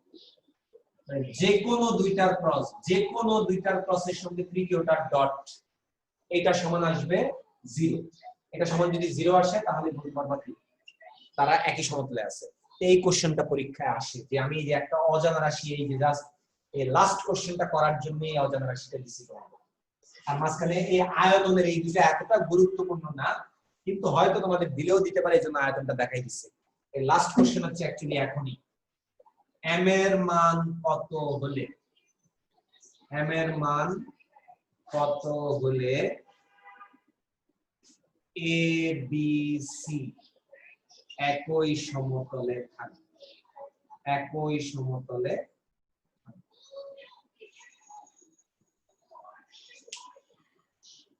তাহলে একই সমতলে থাকার শর্ত কি, যে কোনো দুইটার ডটের সঙ্গে ক্রসের সঙ্গে তৃতীয়টার ডট, তুমি এটা লিখতে পারো, তাহলে a cross b dot c এটা লিখতেই পারো, অথবা a dot b cross c ভাবে লিখতে পারো। কিন্তু খেয়াল রাখবা কিভাবে লিখবা, চাইলে তো তিন ভাবে লেখা যায়, চাইলে তিন ভাবে লেখা যায়, কিন্তু তুমি লিখবা এই দেখবা যে যেহেতু একটা অজানা মান বের করতে বলছে, অজানা মানটা কোথায় আছে? সি এর মধ্যে। সি কে ভুলেও ক্রস গুণনের মধ্যে রাখবা না, যে অজানা মানটা নির্ণয় করা লাগবে সেটাকে ভুলেও ক্রসের মধ্যে রাখবা না, তাহলে ক্যালকুলেশন আরো জটিল হয়ে যাবে। আমি করব কি, বাকি দুইটার ক্রসের সঙ্গে এই সি এর ডট, অর্থাৎ a cross b dot c এটা সমান 0 লিখবো। তাহলে ক্রস গুণফল একটা ভেক্টর রাশি পাবো ij কে, আর c ও তো একটা ভেক্টর ij কে, মাঝখানে ডট গুণন, দুইটা ভেক্টরের ডট গুণন শূন্য, এখান থেকে একটা অজানা মান বের করা আমার জন্য আর কোনো কষ্ট। তোমাদের এই ক্লু দিয়ে দিলাম এটা, তাহলে তোমরা নেক্সট দিন তাহলে এটা এগুলো এই প্রবলেমগুলো তোমাদের মেসেঞ্জার গ্রুপে এই আজকে যেই যে ক্রস গুণের যেই কয়েকটা অঙ্ক করলাম লিখে দিলাম, এই কোশ্চেনগুলো তুলে একটু সলভ করে ওই মেসেঞ্জার গ্রুপে একটু আপলোড করবা, প্রত্যেকেই আপলোড করবা, ঠিক আছে? জাস্ট একবার সলভ করে সলভ সহ চিত্রটা বা ছবিটা আমাকে একটু মেসেঞ্জার গ্রুপে আপলোড করবা সবাই। প্রথম কোশ্চেন ছিল হচ্ছে যে m এর মান কত হলে সমান্তরাল হবে, পরেরটা লম্ব দিকের একক ভেক্টর, পরে ক্ষেত্রফল নিয়ে দিয়ে তিনটা, তাহলে 3 2 5টা, 6 নাম্বারটা দিছি এই যে আয়তন নিয়ে দুইটা, 7 নাম্বারে এসে বলছে হচ্ছে যে m এর মান কত হলে তিনটা একই সমতল থাকবে, অর্থাৎ একই সমতল থাকার শর্ত। আর তোমাদের হচ্ছে আমি এই যে এমসিকিউ প্র্যাকটিস করার জন্য তোমাদের এই মেসেঞ্জার গ্রুপে কয়েকটা এমসিকিউ কোশ্চেন দিয়ে দিচ্ছি, এগুলা প্র্যাকটিস করো, দেখো কোনটাতে আটকাও না আটকাও, বুঝতে কোনো সমস্যা হয় কিনা। কিছু কোশ্চেন দিব মাঝে মাঝেই, ইংলিশ কোশ্চেনও দিব কিছু, ঠিক আছে? এ লেভেলের কিছু কোশ্চেন দিব, কারণ ওই এ লেভেলের কোশ্চেন থেকে তোমাদের ভার্সিটি কোশ্চেন রিপিট করে, মানে বাংলা অনুবাদ করে দিয়ে দেয়। তো এ লেভেলের এমসিকিউ কোশ্চেনগুলো তোমাদের দিব, বিশেষ করে সেকেন্ড টাইম বা অ্যাডমিশন, ফার্স্ট টাইম অ্যাডমিশন যারা আছে তোমাদের কাজে দিবে। ঠিক আছে? হ্যাঁ, এবার কারো কোনো প্রশ্ন থাকলে বলো। আমাদের আজকের মতো লেকচার শেষ। আজকের মতো লেকচার শেষ। নেক্সট লেকচার হচ্ছে আমাদের হচ্ছে ভেক্টর লেকচার 6, যেটা হচ্ছে গ্রেডিয়েন্ট, ডাইভারজেন্স এবং কার্ল। যাদের ওই গ্রেডিয়েন্ট, ডাইভারজেন্স এবং কার্লের সমস্যা আছে, কোনো কারণে ক্লাস মিস দিও না। আগামী কালকেই দুপুর 2:30টায় ক্লাস। আগামীকালকে না, আগামীকাল বলছি বৃহস্পতিবার, মঙ্গল এবং বৃহস্পতিবার। আজকে মঙ্গলবার, তার মানে বৃহস্পতিবার দুপুর 2:30টায়। অন্য কোনো কোথাও শিডিউল রাখো না, কারণ ওই ক্লাসটা খুবই গুরুত্বপূর্ণ ক্লাস হবে। ওই ক্লাস কেউ মিস দিবা না, ঠিক আছে? গ্রেডিয়েন্ট, ডাইভারজেন্স, কার্ল নেক্সট ক্লাসে পড়াবো।